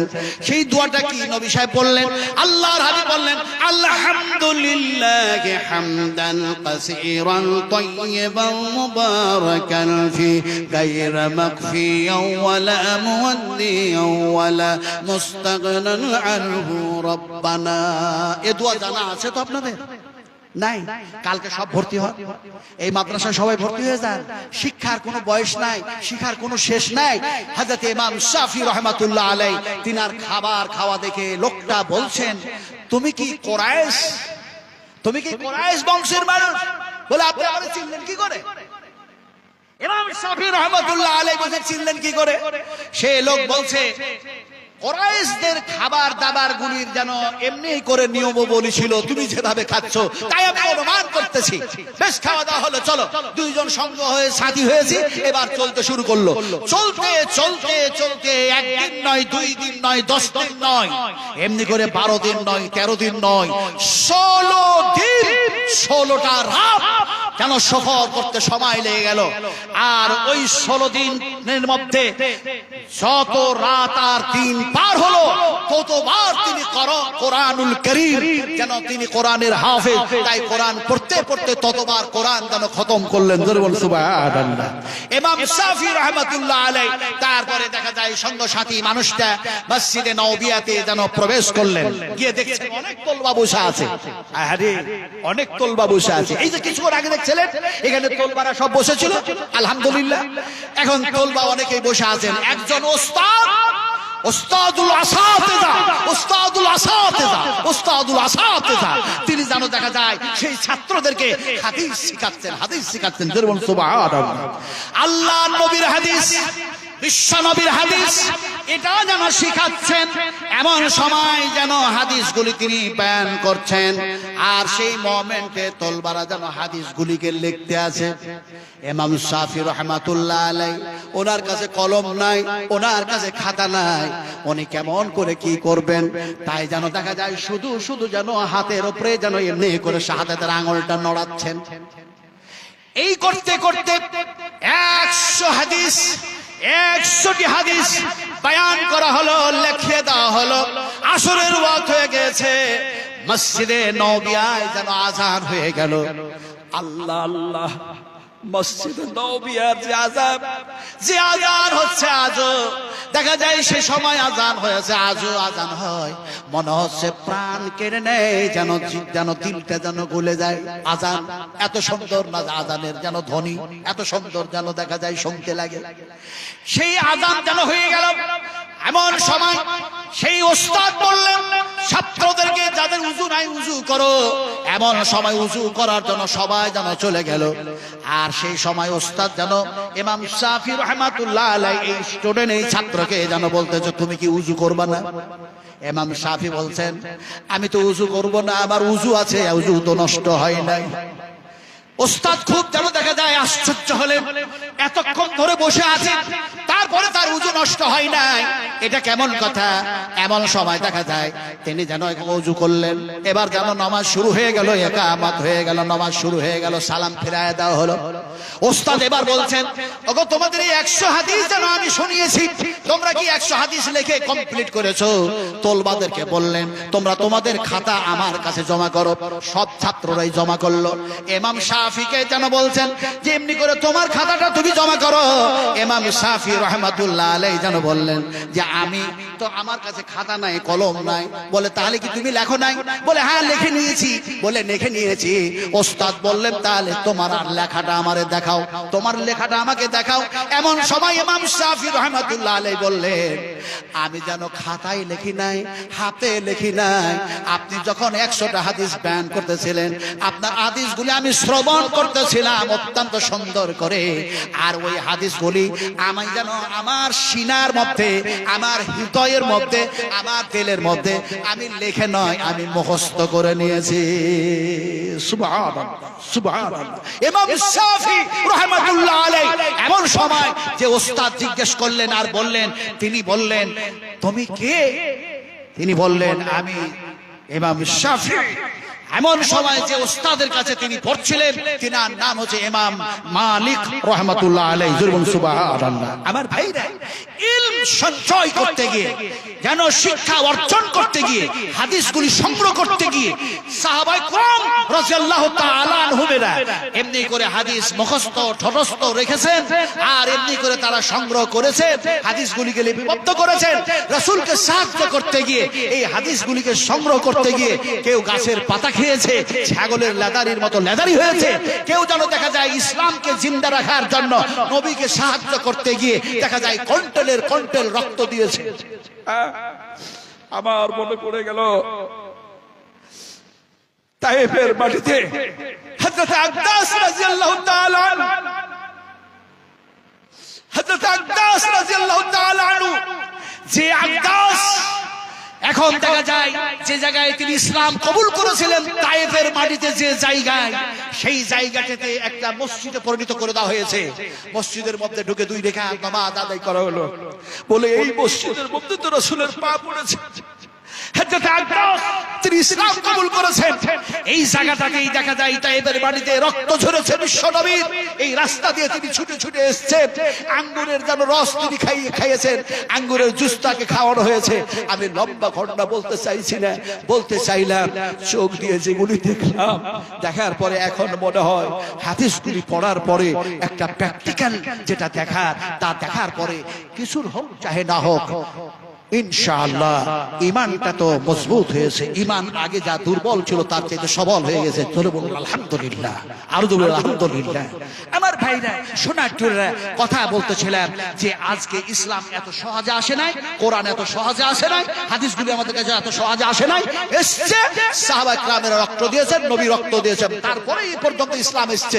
কিন্তু আজকে সারা পৃথিবীতে যা লীলা খেলা শুরু হয়েছে, যা খেলা শুরু হয়েছে, বিশ্বাস করুন, বিশ্বাস করুন, বুখারী শরীফের হাদিস, বুখারী শরীফের হাদিস, বুখারী শরীফের মধ্যে এসেছে, বিশ্বাস করুন, বিশ্বাস করুন। বিশ্ব নবী মুহাম্মদ রাসূলুল্লাহ সাল্লাল্লাহু আলাইহি ওয়াসাল্লাম বলেছেন, একদিন এক সময়, এক মোমেন্ট, এক যেন সময়ে এক জামানায় এরকম হবে, সবাই মুসলমান দাবি করবে আমি মুসলিম, আমি মুসলিম, আমি মুসলিম, আমি মুসলিম, কিন্তু দেখা যায় তারা নামের মুসলমান হবে, আসলে তারা আমলকারী হবে না। দেখা যায় সেই সময় ইসলামটা সমস্ত জায়গা থেকে গুটিয়ে এসে যেন মদিনায় জমা হয়ে যাবে, যেমন একটি সাপ ঘুরে ফিরে এসে তার গর্তের মধ্যে ঢুকে যায়, ইসলামটা দিনটা মদিনায় গিয়ে জমা হয়ে যাবে। আমার ভাইরা সোনার টুকরা, কথা বলতেছিলাম, আজকে আমাদেরকে আমলকারী হতে হবে, আল্লাহর আইন মাননেওয়ালা হতে হবে, বিশ্ব নবী মুহাম্মদ সাল্লাল্লাহু আলাইহি সাল্লামের এমনি করে মহব্বতকারী উম্মত হতে হবে। তার জন্য আমাকে মাদ্রাসার খেয়াল রাখতে হবে। হবে না হবে না বলুন? হবে না হবে না বলুন? হবে না হবে না? এখানে যতগুলি মানুষ বসে আছেন আর গেটের মধ্যে চূড়ান্ত ভিড়, গেটের মধ্যে চূড়ান্ত ভিড়। একটা কথা বলছিলাম যে আপনারা যদি নবী মুহাম্মদ সাল্লাল্লাহু আলাইহি সাল্লামের প্রতি ঈমান রাখেন, কোরআনের প্রতি ঈমান রাখেন, তাহলে আমি আপনাদের মুখ দিয়ে শুনতে চাই, আপনারা নবী মুহাম্মদ সাল্লাল্লাহু আলাইহি সাল্লামকে ভালোবাসেন না বাসেন না? না জো বাইডেনকে ভালোবাসেন? জো বাইডেন আজকে যে সমস্ত মুসলমানদের উপর অত্যাচার করছে, ইসরায়েল এমনি করে মুসলিমদের উপর অত্যাচার হচ্ছে, কিন্তু হচ্ছেটা কেন এটাও কোরআনে বলা হয়েছে। হচ্ছে কেন, হবে কেন, সব কোরআনে বলা হয়েছে। একটি একটি করে আয়াতগুলো যদি পড়তে থাকি অনেক সময় পেরিয়ে যাবে, কিন্তু আমাদের সবচেয়ে প্রিয়তম, আমাদের কাছে সবচেয়ে সোনার মানুষ, সবচেয়ে ভালো মানুষ আজকে যিনি আমাদের, আপনারাও ভালো মানুষ, কিন্তু যার কথাগুলি এত শুনতে ভালো লাগে তিনি হচ্ছেন আমাদের বদরুদ্দোজা নদভী সাহেব। তিনি আমার পরে পরে আসবেন, ফলে তার সময়কে নষ্ট না করে খুব তাড়াতাড়ি যাতে আপনাদের সামনে আনতে পারা যায়, এর জন্য খুব আমি তাড়াহুড়ো করে বক্তব্য রাখছি আজকে আপনাদের সামনে। কথা বলতেছিলাম যে আমরা নবীকে মহব্বত করি না করি না? জি করেন না করেন না? যদি নবীকে ভালোবেসে থাকেন তাহলে নবীর মহব্বত একটু সবাই এগিয়ে আসুন, আর গেটের মানুষগুলো গেটে ভিড় না লাগিয়ে একটু দয়া করে আপনারা নিজ নিজ জায়গায় বসার ব্যবস্থা, ওই দিকে আপনারাকে দেখতে বলি নাই, পিছন দিকে আপনাদের সামনে জায়গা আছে, আপনারা এগিয়ে আসুন, দয়া করে এগিয়ে আসুন। মুহাম্মদ রাসূলুল্লাহ সাল্লাল্লাহু আলাইহি ওয়াসাল্লামের সঙ্গে বেয়াদবি করবেন, সমস্ত আমল নষ্ট হয়ে যাবে। বিশ্বাস করুন, বিশ্বাস করুন। আল্লাহ রাসূল বললেন সাহাবায়ে কেরামদেরকে, বিশ্বাস করো সাহাবীরা, আমি রাসূলুল্লাহ, আমি রাসূলুল্লাহ, আমি রাসূল করিম সাল্লাল্লাহু আলাইহি ওয়াসাল্লাম বলছি, তোমরা যদি আমার উপর নিচু করে দাও আমার হুকুমের, তোমাদের আমলগুলোকে আল্লাহ বরবাদ করে দেবে, নষ্ট করে দেবে, যা কোরআনে বলা হয়েছে। ফলে আমরা আমাদের আমল নষ্ট করতে চাই না, সামনে এগিয়ে আসুন, দয়া করে এগিয়ে আসুন, দয়া করে এগিয়ে আসুন। তাহাজ্জুদ পড়েছেন, ঈদুল ফিতরের নামাজ পড়েছেন, ঈদুল আজহার নামাজ পড়েছেন, কুরবানি দিয়েছেন, সুদ মুক্ত মানুষ, চোর চোর চুরি করেন নাই, মদ পান করেন নাই, তাস খেলেন নাই, জুয়া খেলেন নাই, পর্দায় থেকেছেন, সবকিছু ভালো কাজ করেছেন, মাতা পিতার হক আদায় করেছেন, সব করেছেন। কিন্তু যদি মুহাম্মদ রাসূলুল্লাহ সাল্লাল্লাহু আলাইহি সাল্লামের যদি ওপরে আর নিচে যদি হয়ে যায়, আমাদের চরিত্র আমল নষ্ট হয়ে যাবে। এটাই হচ্ছে আল্লাহর ফায়সালা। ফলে আমরা আমাদের আমলকে নষ্ট হতে দেব না। যার জন্য বলবো যে আমরা সুন্দর পরিবেশ একটা তৈরি করি, কোরআনের আলোতে পরিবেশ তৈরি করি। ভাই কথা বলছিলাম, এই মাদ্রাসা আর উন্নতি কল্পে জালসা, এই মাদ্রাসা তৈরি করার জন্য 4 বছরের এই কচি মাদ্রাসা, আমি তো মনে মনে ভাবলাম এই বিল্ডিং দেখে যে মনে হয় অনেক পুরাতন মাদ্রাসা, কিন্তু আমাকে আব্দুল্লাহ সাহেব যিনারা আমাকে দাওয়াত করেছেন, ওনারা বললেন না শেখ, এই মাদ্রাসার বয়স খুবই কম, একেবারে কম। আলহামদুলিল্লাহ, আলহামদুলিল্লাহ, সুম্মা আলহামদুলিল্লাহ। দেখলাম মাদ্রাসার 2 তালাটা হয়ে জানলা দুয়ার গুলো হয়েছে, কিন্তু প্লাস্টার এখনো হয় নাই। দেখলাম এই 4 বছরে এত তারাক্কি করেছে, এত উন্নতি করেছে এরা। তো এই মাদ্রাসায় নিশ্চয়ই মানুষের আগ্রহ আছে, ভালোবাসা আছে, মানুষ অবশ্যই দিয়েছে, তাতে এত তাড়াতাড়ি হলো কি করে? নিশ্চয়ই আল্লাহ করিয়ে নিয়েছেন। আমি দেখার পরে বললাম, কথাটা বলতেছিলাম, আজকের তারিখ, আজকার তারিখ, আজকার দিনে, এই মোমেন্টে, এই সময়ে মসজিদ ভেঙে যদি রাম মন্দির তৈরি হয়, দিয়ে 11 কোটি টাকা যদি অক্ষয় কুমার দেয়, কত কোটি বললাম? 11 কোটি টাকা। জো বাইডেন স্পষ্ট বলে দিয়েছে, আমাদের কি ভারতের কি যেন প্রধানমন্ত্রীর নাম, কি নাম জানেন না? কেটলিওয়ালা, কেটলিওয়ালা, চাওয়ালা, চাওয়ালা। এই চাওয়ালা কেটলিওয়ালাকে বলেছে যে মুসলমানদের একদিকে দেখা যাচ্ছে বাড়ি ঘরগুলি ডোজার দিয়ে ভাঙা হচ্ছে, আর একদিকে দেখা যায় বিশ্বনবী মুহাম্মদ সাল্লাল্লাহু আলাইহি ওয়াসাল্লামকে গালিগুলোজ করছে তোমার নেতা, তোমার নেত্রী। ফলে তুমি যে মুসলমানদের উপর অত্যাচার শুরু করেছো, আমি আমেরিকা থেকে বলছি সাবধান হয়ে যাও। সে প্রথমে বলেছিল আমি ইসরায়েলের পাশে, কিন্তু সে বলল যে না, আমি ইসরায়েলের পাশেও নই, ইরানের পাশেও নয়, তোমরা যুদ্ধ করো না, আমি যুদ্ধ চাই না। তার মানে এর ক্ষতি হবে বলে কথাটা বলতেছিলাম যে আজকে যদি সেই মসজিদ ভেঙে, আপনারা বলবেন আজান হয় মুসল্লি হয় না, মসজিদ ভাঙবে না তো কি হবে? কিন্তু মুসল্লি হোক চাহে না হোক, মসজিদে মুসল্লি হোক চাহে না হোক, আজান তো হয়েছে কখনো কখনো, তো নামাজ হয়েছে, কিন্তু মসজিদটা মুসল্লিদের মসজিদ নয়। আল্লাহর কসম খেয়ে বলি, আল্লাহর কসম খেয়ে বলি, মসজিদ হচ্ছে আল্লাহ পাকের ঘর। মসজিদ কার ঘর? একটু জোরে বলতে হবে, মসজিদ কার ঘর? ওয়ান্নাল মাসাজিদা লিল্লাহি ফালা তাদউ মাআল্লাহি আহাদা। মসজিদ হচ্ছে আল্লাহ পাকের ইবাদতগাহ, এখানে মুসল্লি হয় না, আজান হয় না, তাই বলে তোমার বাবার অধিকার নাই যে তুমি আল্লাহর ঘর ভেঙে দিতে পারো। কিন্তু আজকে তারা যেন আল্লাহর ঘর ভাঙতেছে, আর এক শ্রেণীর মানুষেরা বলছে মসজিদ ভাঙবে না তো কি করবে, নামাজ তোই হয় না। আরে নবী সাহেব বলেছেন, এই নবীকে নবী সাহেব বলছেন বলে আপনারা রাগ টাগ করছেন নাকি? নবীর শুধু নাম নবী মুহাম্মদ সাল্লাল্লাহু আলাইহি ওয়াসাল্লাম নয়, নবীর যত নাম আছে তার মধ্যে একটা নাম হলো সাহেব। আল্লাহ পাক নিজেই যেন এই নামটা নবীর রেখে দিয়েছেন, জোরে বলুন সুবহানাল্লাহ। আল্লাহ নিজেই রেখেছেন মুহাম্মদ সাল্লাল্লাহু আলাইহি ওয়াসাল্লামের নাম সাহেব, এই নামটা আল্লাহ নিজেই রেখেছেন। কিভাবে রাখলেন? কোরআনের মধ্যে বলা হয় মা দাল্লা সাহিবুকুম ওয়া মা আগাওয়া ওয়া মা ইয়ানতিকু আনিল হাওয়া। তোমাদের কাছে এমন একজন সাহেবের রাসূল প্রেরণ করলাম, সে যা ডিসিশন দেয়, সে যা ফয়সালা দেয়, সেই ফয়সালা হচ্ছে আমি আল্লাহর ফয়সালা। ফলে তোমরা রাসূলের ইত্তেবা করো, অনুসরণ করো, অনুকরণ করো, আর আমি আল্লাহর দেওয়া বিধান দিয়ে জীবন বাস্তবায়ন করো। ইহকালটাও নাজাত হবে, পরকালটাও নিষ্কৃতি পেয়ে যাবে। এটাই হচ্ছে আল্লাহ পাকের কথা। ফলে কথা বলতেছিলাম, যদি আজকে তারা মন্দির তৈরি করতে গিয়ে 11 কোটি 10 কোটি করে টাকা দেয়, আপনারা পারবেন না?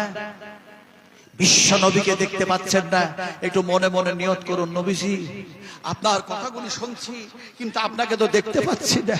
হে রাসূল, আপনি উম্মতের জন্য কান্না করেছেন, আপনি যুদ্ধের ময়দানে রক্ত দিয়েছেন।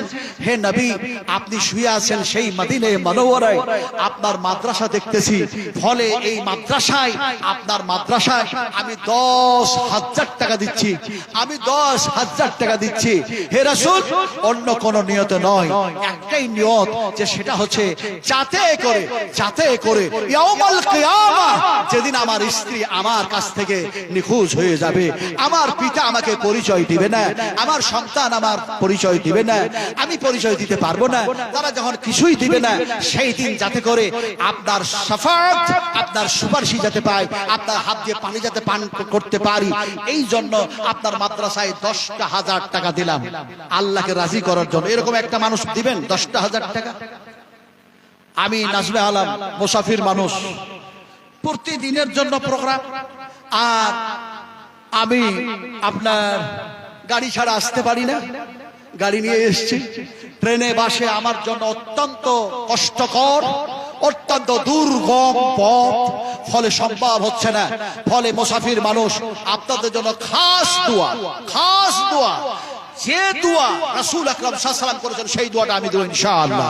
ইনশাআল্লাহ যদি একটা মানুষ বলতেন যে 10,000 টাকা আমি দিচ্ছি এই মাদ্রাসায়, সেক্রেটারি হোক, ক্যাশিয়ার হোক, প্রেসিডেন্ট হোক, চাষি হোক, কৃষক হোক, ডাক্তার হোক, মাস্টার হোক, ব্যবসায়িক হোক, একজন অর্থবান মানুষ, আপনারা যদি বলতেন 10,000 টাকা দিচ্ছি, তার জন্য দোয়া করতাম, সেই দোয়া যে দোয়া রাসূলুল্লাহ দিয়েছেন সেই দোয়া করতাম। একটু বলুন না ভাই, পারবেন কেউ 10,000 টাকা দিতে? পারবেন? একটু বলুন না। 10,000 টাকা চাওয়া বেশি হয়ে গেল না? আপনারা এরা পূর্বে তো কালেকশন করেছেন, কিন্তু তারপরেও কোন মাস্টার ভাই নাই, একজন কোন মাস্টার ভাই, সার্ভিসম্যান, সার্ভিস হোল্ডার, কোন একজন বড় বিজনেসম্যান 10,000 টাকা চাইছি। আজকে চাইছি, আপনারা মনে করছেন কি আমি চাইছি? কসম ওই আল্লাহ। আল্লাহ পাক বলবেন আমি চেয়েছিলাম তোমাদের কাছে, সে সময় আমরা বলবো আল্লাহ তুমি যদি চাইতে সব দিয়ে দিতাম, সব দিয়ে দিতাম, তুমি চাইলে কখন? হাদিস শরীফের মধ্যে এসেছে, বিশ্বাস করুন, বিশ্বাস করুন, বিশ্বাস করুন। ফলে আল্লাহ সুবহানাহু তাআলা বলবেন আমি তো চাইছিলাম, তোমাদেরকে যা দিয়েছিলাম আমি তো দিয়েছিলাম, তোমরা আমার দেওয়া মাল থেকে সেই দিন দাও নাই কেন আমাকে? কি হয়েছিল তোমাদের? আমি কি তোমাদেরকে বলি নাই ইয়া আইয়ুহান নাস যকুরু নি'মাতাল্লাহি আলাইকুম হাল মিন খালিকিল গায়রুল্লাহ। হে মানুষ সকল আমার নিয়ামতগুলি স্মরণ করো, তোমাদেরকে কি কি নিয়ামত দিয়েছি। সুবহানাল্লাহ, সুবহানাল্লাহ। তো ভাই, যে আল্লাহ পাক মায়ের পেটে আমাদেরকে খাবার খাওয়ালেন, মায়ের পেটে আমাদের অক্সিজেন দান করলেন, সেই আল্লাহ, আপনি যদি সেই আল্লাহর পথে খরচা করেন 10,000 টাকা, আপনাকে জিরো থেকে হিরো সেই আল্লাহই বানাতে পারেন। আল্লাহ যাকে দেয় বেশি দেয় না কম দেয়? একটু জোরে বলুন, বেশি দেয় না কম দেয়? আল্লাহ যখন যাকে দেয় ওয়াতারযুকু মান তাশাউ বিগাইরি হিসাব, আল্লাহ যাকে যখন দেন বেহিসাব যেন দিয়ে দেন। ফলে যদি কেউ বলতেন আমি 10,000 টাকা দিচ্ছি, নবীজি আপনার রক্তের নাম তো দিতে পারি না, এটা তো চোখের পানিও আপনার তার মূল্যও হয় না, শুধু কেবলমাত্র ইয়াউমাল কিয়ামতের মাঠে যাতে করে আল্লাহ সুবহানাহু তাআলাকে সন্তুষ্ট করে আপনার হাতের পানি পান করে জান্নাতে লাভ করতে পারি। আপনারা যদি 10,000 টাকা কেউ দিতেন, আমি মুসাফির মানুষ যেন আপনার জন্য খাস দোয়া করতাম। রাসূলুল্লাহ বলেছেন মাতা পিতার দোয়া কবুল হয়, মজলুম মানুষের দোয়া কবুল হয়ে যায়। একজন খাস মুমিন, একজন খাস মুত্তাকি, একজন আল্লাহওয়ালা যদি কেউ যেন এমনি করে যেন হয়ে যায়, সে মেহমানের যেন সেই মুসাফিরের দোয়া যেন আল্লাহ কবুল করে নেয়। এই হাদিস যদি সত্য হয় অবশ্যই সহি, অবশ্যই সহি, অবশ্যই সত্য, 100% সত্য। ফলে বলছিলাম যে এই হাদিসের উপর আমল করতে গিয়ে কেউ যদি বলতেন যে আমি 10,000 টাকা দিচ্ছি, একজন ভাই আমার সোনার টুকরা, আমার সোনার টুকরা, আপনারা জ্ঞানী মানুষ, আরে বুদ্ধিজীবী বুদ্ধিজীবী বুদ্ধিজীবী বুদ্ধিজীবী করে চিৎকার করা হয়, কিন্তু আল্লাহ বলছে বুদ্ধিজীবী কারা জানো?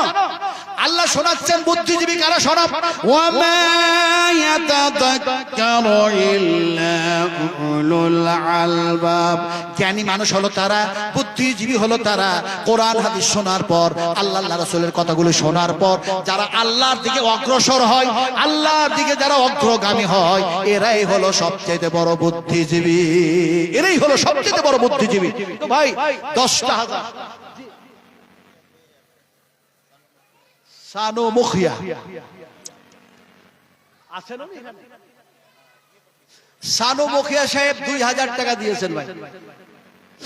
চাইলাম 10,000, এর আগে হয়তো কালেকশন করেছেন জালসার আগে, জানি না কি করেছেন, তো 2,000 টাকা দিয়েছেন। 2,000 মুখিয়া সাহেব তো নাই, কি বলবো ভাই। এখানে আর 1,000 টাকা কেউ দিবেন? 1,000 টাকা, 1,000 টাকা। বলে কেন? বলে বিশ্বাস করো, আল্লাহ রাসূল বলছেন, বিশ্বনবী বলছেন, আল্লাহ ভালোবাসেন, আল্লাহ পছন্দ করেন, আল্লাহ মহব্বত করেন, আল্লাহ তাকেই ভালোবাসেন। বিজোর বিজোর বিজোর, যার জন্য তো মাগরিবের ফরজ নামাজ যেন 3 রাকাত, যার জন্য তো বেতন নামাজ যেন বিজোর, যার জন্য তো এমনি করে দেখা যায় 1 রাকাত, এমনি করে যেন 3 রাকাত, এমনি করে যেন 5 রাকাত, এমনি করে ইসলামের স্তম্ভটাও যেন 5টি স্তম্ভ, সেটাও যেন বিজোর। বলছিলাম দিয়েছেন উনি 2,000, আর একজন বলুন তো যে আমি 1,000 দেব, ইনশাআল্লাহ 3টা হোক। একজন বলুন যে আপনি দিবেন। হাইয়াকাল্লাহ হাইয়াকাল্লাহ বারাকাল্লাহ জাযাকুমুল্লাহ খাইরান। মানুষেরা যান একটু কাছে যান, শিক্ষকেরা যান একটু, আপনারা খাতা কলম নিয়ে ঘুরুন, শিক্ষকেরাও যান, যান ভাই। কে দিচ্ছেন? কেউ যদি বলেন যে আমি কাল সকালে দিব, ধান বিক্রি করে দিব, অবশ্যই নামটা লিখে দিবেন। 1টা করে 1,000 টাকা দেন, 1টা করে 1,000 টাকা। আর ওই যে 1,000 টাকা দিচ্ছেন নগদে, আলহামদুলিল্লাহ, তাহলে 3 হয়ে গেল, 3 হয়ে গেছে, আলহামদুলিল্লাহ। আমি বলেছি নবীর যেটা দোয়া, সেই দোয়াটিও যেন দিব। মুসাফির মানুষ আর যেন আপনারা ভালো কাজ করে জান্নাতে যখন যাবেন না, আল্লাহ যখন আপনাদেরকে বেহেশতের মধ্যে প্রবেশ করাবেন, সেই সময় আল্লাহ যেন তিনটা কথা যেন আপনাকে বলবেন। ওই সালেহীন সালেহাদেরকে, ওই সমস্ত বেহেশতবাসীদেরকে আল্লাহ যেন তিনটা কথা বলবেন। সেই তিনটা কথা কি, ওটাও যেন আপনাদের শোনাবো। আর নবী যেটা দোয়া দিয়েছেন সেই দোয়াটাও ইনশাআল্লাহ দেব। এটা কত কত দিলেন? কি নাম? মাস্টার উনি কি ব্যবসায়ী মানুষ? কত দিয়েছেন? 1000। ভাইজান তো চলেই গেলেন, এত সুন্দর মানুষ। আচ্ছা দেখুন তো, হাসছেন না কাঁদছেন? একটু চেয়ে দেখো। আচ্ছা হাসাটা কি দেখি, বলতে পারেন হাসাটা কি?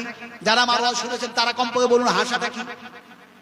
আল্লাহ নবী বলেছেন, যারা হাসি মুখে কথা বলে সেটা সাদকা সমতুল্য হয়ে যায়। জোরে বলুন সুবহানাল্লাহ। আমার ভাই সোনার টুকরা 1000 টাকা দিয়ে তিনি হাসি মুখে গিয়ে যেন চেয়ারে বসে গেলেন। আল্লাহ পাকের নবী বলছেন, হে আমার উম্মত শোনো, আমার উম্মত তুমি 1000 টাকা নিজের জন্য দিয়েছো, কিন্তু আমি মুহাম্মদ সাল্লাল্লাহু আলাইহি ওয়াসাল্লাম বলছি, আমি মুহাম্মদ সাল্লাল্লাহু আলাইহি ওয়াসাল্লাম বলছি, ইজহাব ইজহাব ইজহাব ফাকরিমহা ফাকরিমহা ফাকরিমহা ফাইনাল জান্নাতা তাহতা রিজলাইহা। বিশ্ব নবী মুহাম্মদ সাল্লাল্লাহু আলাইহি ওয়াসাল্লাম বললেন, তোমার মাতা পিতার খিদমত করো, সম্মান করো। আল্লাহ পাক তোমার মায়ের যেন দেখা যায় পায়ের নিচে জান্নাত রেখে দিয়েছেন। আমার ভাইকে বলবো, যদি মায়ের যদি জন্য আর আব্বার জন্য আর 1000 টাকা দিয়ে যদি 2টা করে দিতেন, আমার সোনার টুকরা আপনার হাসিটা সাদকাতে পরিণত হয়ে যেত, আল্লাহ পরিণত করে দিতেন। আর যে মায়ের দুধ পান করেছেন সেই মায়ের তো ঋণ শোধ করা যাবে না। ফলে আমার সোনার টুকরাকে বলতেছিলাম, দিয়ে দেবেন? আলহামদুলিল্লাহ আলহামদুলিল্লাহ। এনারাই হচ্ছেন জ্ঞানী, এনারাই হচ্ছেন জ্ঞানী। জি অবশ্যই, এনারাই হচ্ছেন বুদ্ধিজীবী।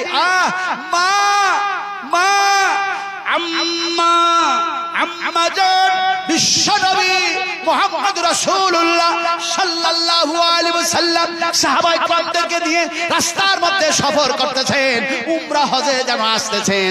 এমন সময় দেখা যায় রাস্তার ধারে একটি যেন কবর দেখতে পেলেন, আর সেই কবরস্থান দেখে যেন নবী কান্না করতে শুরু করলেন, চোখ দিয়ে যেন পানি ঝরায়। সাহাবায়ে কেরামরা মনে মনে করে, নবী তো কবরের আযাব দেখলেই কান্না করে, নবী তো কবর দেখলেই কান্না করে। কে জানি কার কবর দেখলো আর নবী যেন কান্না করতে লাগলো। আল্লাহর হাবিব বলেন, ও আমার সাহাবীরা, যেই কবর দেখে আমি কান্না করছি এটা অন্য কাউরে কবর নয়, এটা হলো আমার মা, আমার আমেনার কবর। সুবহানাল্লাহ সুবহানাল্লাহ। আমার ভাই 1000 দিয়েছিলেন, আর 1000 করে 2000 দিলেন সেই মায়ের, যে মায়ের দুধ পান করার পর ঋণ শোধ করা যায় না। সুবহানাল্লাহ বিহামদিহি সুবহানাল্লাহিল আযীম। মাদ্রাসা মাদ্রাসা, বিশ্বাস করুন এই মাদ্রাসাগুলি বন্ধ করে দেওয়ার জন্য ষড়যন্ত্র চলছে। কিন্তু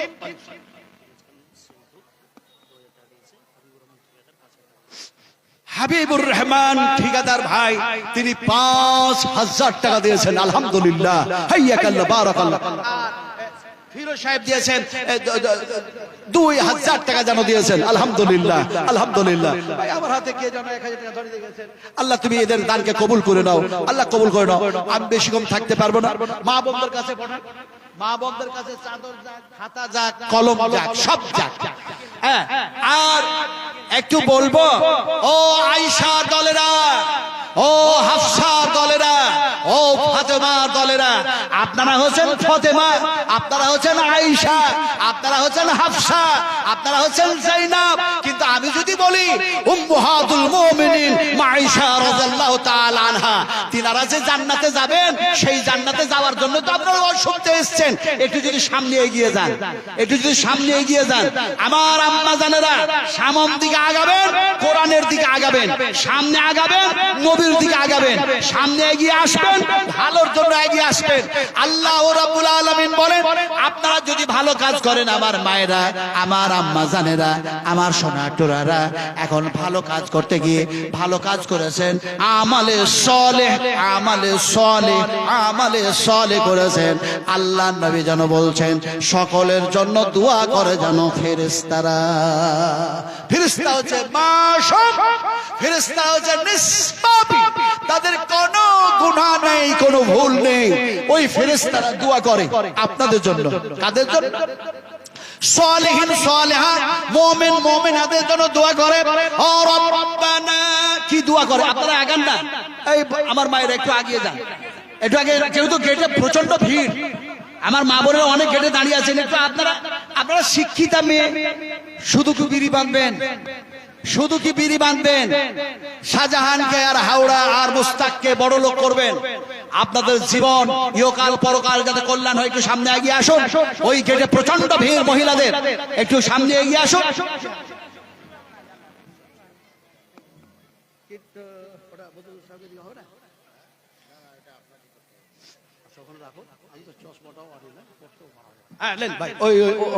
আলহামদুলিল্লাহ, জি ওখানে দেন, আলহামদুলিল্লাহ। মা বোনেরা এগিয়ে আসুন। ফেরেশতারা কি দোয়া করে জানেন আপনাদের জন্য? আল্লাহ পাক ওই ফেরেশতাদের কথাগুলি, সেই শব্দগুলি আল্লাহ যেন দেখা যায় কোরআনের মধ্যে বিশ্ব নবীকে জানায় দিলেন। রূপচাঁদ কৈতর গ্রাম থেকে ঠিকাদার মানুষ কত দিয়েছে? সব 5,000 দিতে লাগলো। 10 হলো না, একটাও কন্ট্রাক্টর হলো না, একটাও ঠিকাদার হলো না। 10,000। হায় হায় হায়। আব্দুল সামাদ ভাই আছেন এখানে? যদি থাকেন তো একটু আসুন না, খুব দেখার ইচ্ছা হয়। আমি এই মানুষটা আপনাদের সামনে আজকে কথা বলছি না, আল্লাহ পাক আমাকে বলিয়ে নিচ্ছে, এটা আল্লাহর বড় কৃপা।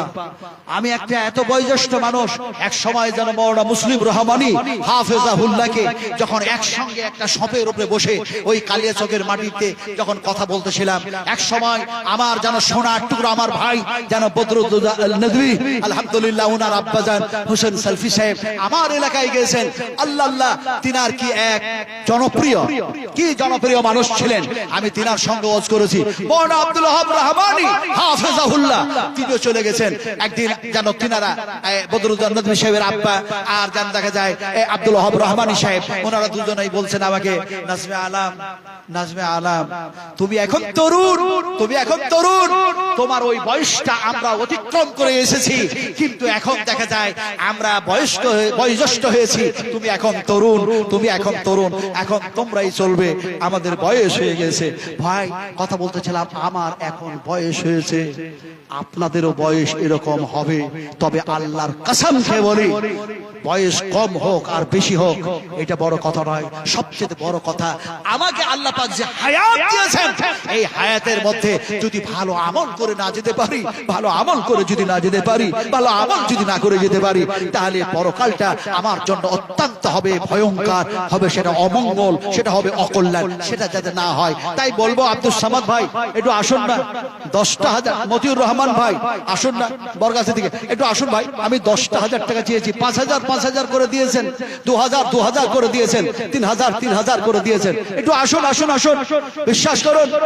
হাফেজ আইনুল বারী আলিয়াবী সাহেব তিনি যখন এক সভাতে তিনার যখন হালদার পরে বক্তব্য রাখছি, আমার ঘাড়ে হাত দিয়ে তিনি সিনাইটা আমার সিনাই লাগিয়ে নিয়ে বললেন, আমি যদি জানতাম নাজমে আলাম তুমি কোরআনের উপরে এত সুন্দর বক্তব্য রাখো, তাহলে আমি তোমাকে বলতাম সূরা নাবার উপরে আজকে তাফসীর করো। কলকাতায় ওনার বাড়ির সামনে হালদার পাড়া মসজিদে, টিনের পাড়া মসজিদ, মন্ডল পাড়া ইত্যাদি ইত্যাদি, অল কলকাতা, উত্তর 24 পরগনা, দক্ষিণ 24 পরগনা, হাওড়া জেলা, 3টা জেলা মিলে কলকাতা। শুধু হাওড়ার স্টেশন আর হাওড়ার ব্রিজটা শুধু কলকাতা নয় আমার ভাইরা, কথা বলতেছিলাম। আসুন, আমি তো সেই বুড়ো মানুষ। আসুন, মতিউর রহমান ভাই কন্ট্রাক্টর নাকি? হ্যাঁ, জি হ্যাঁ, ডাক্তার, আলহামদুলিল্লাহ ডাক্তার মানুষ। ওই যে ডাক্তার জাকির নায়েক চ্যালেঞ্জ করেছে, তোমরা মন্দির বানাতে গিয়ে 11 কোটি টাকা 10 কোটি টাকা দিয়েছো, কিন্তু ওটা দিয়ে তোমরা এমন কিছু বড় কাজ করো নাই। আমার একটা ক্যামেরার দাম হচ্ছে 12 কোটি টাকা, 12 কোটি, যা দিয়ে দ্বীনের দাওয়াতের কাজ, দ্বীন প্রচারের কাজ, ইসলামকে পৌঁছে দেওয়ার কাজ, নন মুসলিম তাদের কাছে সেই কাজ চলছে। 12 কোটি, চিন্তা করতে পারেন? খুব ভালো ছেলে, এই বলছিলেন আমাকে যে মৌলানা বয়স হয়ে গেল আপনার, না আমরা ছোট্টবেলা থেকে দেখছি, কথা বলছেন কি, তো খুব জ্ঞানী ছেলে আলহামদুলিল্লাহ। ডাক্তার ভাই যদি একটু আল্লাহ ইনশাআল্লাহ 10,000 উনি বলে দিলেন, যা করবেন করুন, কথা বুঝলেন কি নে, যা করবেন 10,000 করে দেন, 10,000 করে দেন, আলহামদুলিল্লাহ।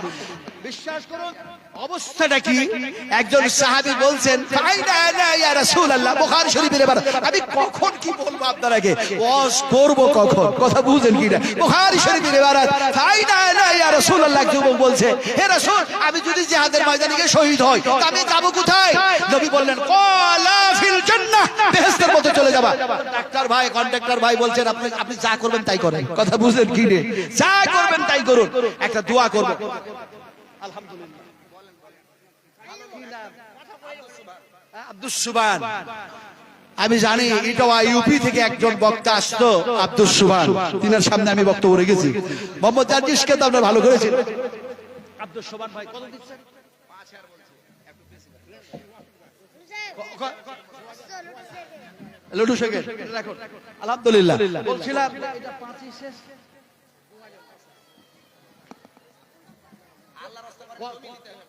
কত দিল? কত? ও 2 নগদ দিল, 3 বাকি। তার মানে 10 পারবেন না তো আপনি জান, পারবেন না। খুব অসুবিধা আছে খুব, শরীর ভালো নাই, শরীর ভালো নাই তো। আর আল্লাহ যদি শরীরটা ভালো করে দেয়, হ্যাঁ 10,000 দিবেন, ফের দেখা যাবে। আচ্ছা শোনো আর একটা 1000 টাকা দেন। শোনো আমি বলি, আল্লাহ চাইছে ওটা আল্লাহ চাইছে। আচ্ছা 6,000 লাগে। উনি যদি গরিব হয়ে যান, গরিবের হালাতটা দূর করবেন আল্লাহ ইনশাআল্লাহ। দেখেন আলহামদুলিল্লাহ। হ্যাঁ 500 টাকা টুলু শেখ, আলহামদুলিল্লাহ। কথা বলতেছিলাম, হাইয়াকাল্লাহ বারাকাল্লাহ, জাযাকুমুল্লাহু খাইরান জাযা, আহসানাল জাযা। আল্লাহুম্মা আগফির খাদাই কাবীরানা, আল্লাহুম্মা আগফির খাদাই সাগীরানা, আল্লাহুম্মা আগফির খাদাই যাহিরানা, আল্লাহুম্মা আগফির খাদাই। কত? 5 আর কত? 4 বাকি ভাই। 1000 দিচ্ছেন না? 2 আর 4 মন কত হয়? 2-4 মন দিবেন উনি বলছেন। 2 আর 4 কত হয়? 6 মন। আলহামদুলিল্লাহ 5 বস্তা, 5 বস্তা আর 1000 টাকা নগদ। 1000 টাকা নগদ, 5 বস্তা ধান। আলহামদুলিল্লাহ। আল্লাহ তুমি রিজকে বরকত দাও, আল্লাহ তুমি আনাজে বরকত দাও, আল্লাহ তুমি এমনি করে ফসলে বরকত দাও। এই আল্লাহ এমনি করে 10,000, এমনি করে 5,000, এমনি করে 6,000, এমনি করে 3,000, এমনি করে 2,000 করে যারা দিচ্ছেন, এই আল্লাহ যারা এমনি করে দুনিয়ায় বেঁচে আছে তাদের আল আওলাদ, তাদের প্রতি তোমার রহমত বর্ষণ করো, রহমত নাযিল করো। তাদের মধ্যে যারা মারা গেছে আল্লাহুম্মা গফির লানা, আল্লাহুম্মা গফির লানা ওয়ালিল মুমিনিনা ওয়াল মুমিনিনা ওয়াল মুমিনাত ওয়াল মুসলিমিনা ওয়াল মুসলিমাতিল আহইয়া ওয়াল আমওয়াত ইন্নাকা মুজিবুদ দাওয়াত বিরহমাতিকা ইয়া আরহামার রাহিমিন। কি বলুন ভাই।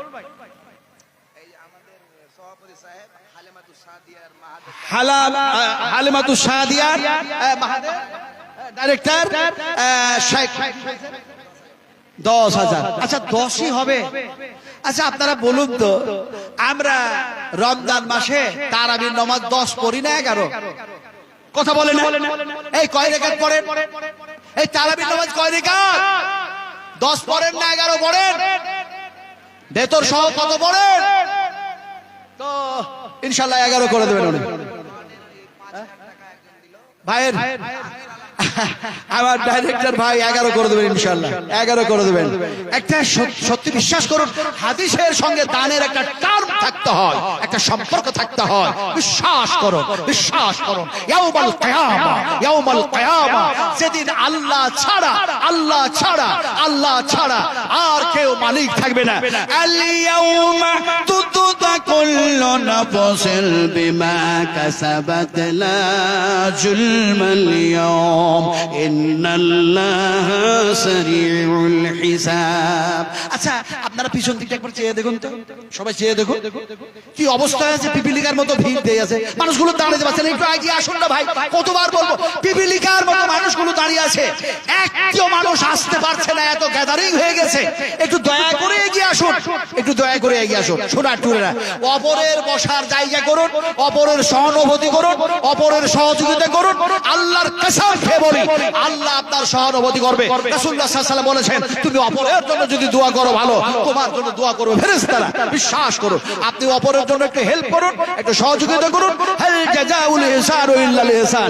কথা বলতেছিলাম, অবশ্যই আল্লাহ পাক কিয়ামতের মাঠে আপনার সাহায্যের হাত বাড়িয়ে দেবেন। ভাই কথা বলছিলাম কে বলুন।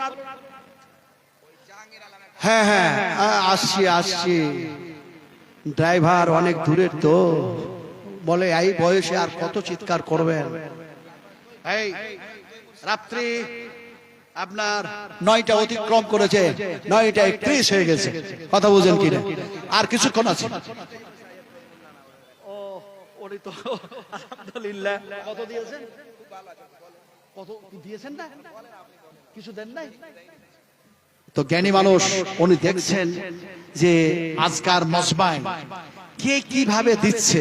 আলহামদুলিল্লাহ, দেখাটাও এটাও একটা চিন্তা, এটা একটা ভাবনা, একটা ভালো চিন্তা যে মানুষগুলি কিভাবে রাসূলকে মহব্বত করে মাদ্রাসায় দিচ্ছে। আল্লাহ তুমি আমার মনের মধ্যে সেই মহব্বত বাড়িয়ে দাও, আমি সবার চাইতে যাতে বেশি দিতে পারি, এরকম আশা করেছিলেন সাহাবায়ে কেরাম রাদিয়াল্লাহু তাআলা আনহুমেরা। যার জন্য তো কোরআনের মধ্যে বলা হয়েছে, কি বলা হয়েছে?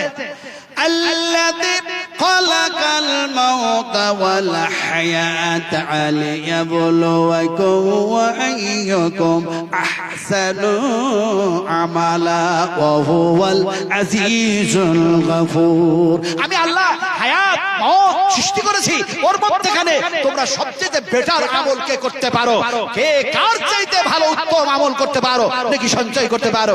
এটাই তো তোমাদের জন্য দুনিয়াতে একটা পরীক্ষার একটা ইমতিহান। যেমন সুবহানাল্লাহ। তো আমার ভাই মনে মনে ভাবছেন সবাই তো দিচ্ছে, তো আমার কাছে তো মৌলানা সাহেব কিছু বলেন নাই। তো উনি জ্ঞানী মানুষ, শিক্ষিত মানুষ, কি বলবো, যদি একটু জোড়া হতেন, কাউরি জোড়া 10 করে দিয়েছে অনেকে। যদি তীর্থ নম্বর 10 হয়ে যেত, 10 আল্লাহু আকবার, 10 11 আলহামদুলিল্লাহ, 11 জোড়া। কথা বুঝেন কিনে? এই যে জোড়া একটা 11 করে দেন। আল্লাহ ওনার দানটাকে, ইনাদের দানটাকে, সকলের দানকে আপনি সদরে কবুল করে নেন। জোরে বলেন আল্লাহুম্মা আমিন। আল্লাহর নবী দোয়া দিচ্ছেন, আল্লাহুম্মা আকসিম মালাহু মালাহু মালাহু মালাহু ওয়া ওয়ালাদাহু ওয়া ওয়ালাদাহু ওয়া ওয়ালাদাহু ওয়া ওয়ালাদাহু ওয়া বারিক লাহু ওয়া বারিক লাহু ওয়া বারিক লাহু ফীমা আতাইতাহু। বিশ্ব নবী দোয়া দিয়ে দিলেন। আল্লাহর নবীর কাছে কোনো যখন হাদিয়া আসতো, এইভাবে যখন কোনো যেন দেখা যায় এমনি করে খেজুর আসতো, এমনি করে যা আসতো, রাসূলুল্লাহ যেন সেই দোয়া দিয়েছেন। বিশ্বাস করুন, নবীর যেটা দোয়া, সেই দোয়াটা আমিও যেন বলি, আল্লাহ তুমি ইনাদের মালে বরকত দিয়ে দাও, আল্লাহ রিজকে বরকত দিয়ে দাও, আল্লাহ সন্তান সন্ততি যারা আছে, পিতা মাতা যারা আছে এমনি করে দুনিয়ায় আল্লাহ তারা যদি কোনো অসুস্থ থাকে তুমি সুস্থতা দান করুন। আর যারা ইহকাল থেকে পরকাল গমন করেছে আল্লাহ তাদের কবরটাকে নূরে মানওয়ার করে দাও, নূরে নূরান্বিত করে দাও, জান্নাতি লেবাস পরিয়ে দাও, জান্নাতি বিছানা বিছিয়ে দাও, জান্নাতি হাওয়া বইয়ে দাও। আল্লাহুম্মা গফির লাহু ওয়াফিহি ওয়াফু আনহু ওয়াকরিম নুজুলাহু ওয়াসি মাদখালাহু ওয়াগসিলহু বিল মাই ওয়াস-সালজি ওয়াল বারদি ওয়া নাক্কি মিনাল খাতায়া কামা ইয়ানকাসুল আবিয়াযু মিনাদ দানাস ওয়াবদিলহু দারান খায়রান মিন দারিহি ওয়া আহলান খায়রান মিন আহলিহি ওয়া যাওজান খায়রান মিন যাওজিহি ওয়া আদখিলহুল জান্নাহ। আরেকজন ভাই যেন কেউ দিয়েছেন, আল্লাহ তুমি তার দানকে সদর গ্রহণ করুন। আল্লাহুম্মা আমিন। জি সামাউন মাস্টার ভাই, হ্যাঁ সামাউন মাস্টার মাদ্রাসার ক্যাশিয়ার ভাই বলছিলেন যে ফেরেশতারা যে দোয়াটা দিচ্ছেন, যে দোয়াটা করছেন, কোন জায়গায় করছেন? আরশে আজিমের নিচে। আরশ ওই যে কোরআনের মধ্যে এসছে না, আর শব্দ এসছে না কোরআনে? আমার ভাইয়েরা কথা যেন বলতেছিলাম, সেই আরশের নিচে দেখা যায় ফেরেশতারা যেন বলছেন, রব্বানা ওয়া আদখিলহুম জান্নাতি আদনিল্লাতি ওয়া'আদতাহুম ওয়া মান সালাহা মিন আবাইহিম ওয়া আজওয়াজিহিম ওয়া যুররিয়াতিহিম ইন্নাকা আনতাল আজিজুল হাকীম। হে আমাদের প্রতিপালক, ফেরেশতারা বলছেন হে আমাদের প্রতিপালক, হে আমাদের রব, যারা আমালে সালেহ করতেছে তাদের পিতা মাতা সন্তান সন্ততি স্ত্রী ইত্যাদি সেই সমস্ত নেককারদেরকে তুমি জান্নাতের মধ্যে ঢুকায় দাও। জোরে বলুন আল্লাহুম্মা আমিন। একটু জোরে বলুন আল্লাহুম্মা আমিন। কি দোয়া, কি দোয়া। আর তিনটা কথা আল্লাহ পাক বলবেন, সে তিনটি কথা এখনো বলি নাই। আচ্ছা মা বোনদের কাছে গেছে তো? মা বোনেরা আপনারা একেবারে দিল মন দিয়ে নবীকে খুশি করার জন্য, বিশ্ব নবীর হাতের পানি পান করার আশায়, আল্লাহ পাকের জান্নাতে যাওয়ার আশায় 10, 5, 20, 50, 500, 200, 2000, 1000 হলে দিন যদি কিচ্ছু না থাকে, আপনারা আপনাদের হাত থেকে, আপনাদের অঙ্গুলি থেকে, আপনাদের নাক থেকে সেগুলো খুলে দিয়ে দেন। কারণ দিয়েছেন যারা জাহান্নাম থেকে বাঁচার জন্য। ওই যে মা আয়েশা বলেন, ইয়া রাসূলুল্লাহ, আপনি একদিন মহিলাদের সামনে মহিলাদের জন্য ওয়াজ করুন। রাসূলুল্লাহ যে ওয়াজ করেছিলেন, জাহান্নাম থেকে আসলাম, দেখলাম অধিকাংশ মহিলারা জাহান্নামের মধ্যে পড়তেছে। বলেছিলেন আমরা বাঁচবো কিভাবে? আমি কি সেই হাদিস আর বয়ান করার সময় রয়েছে আমার হাতে? ফলে বলতেছিলাম যে আপনারা যে যা পারেন আপনারা দিতে থাকুন। এই জালসা কমিটির হাতে আপনারা দিন, লেখায়া দিন।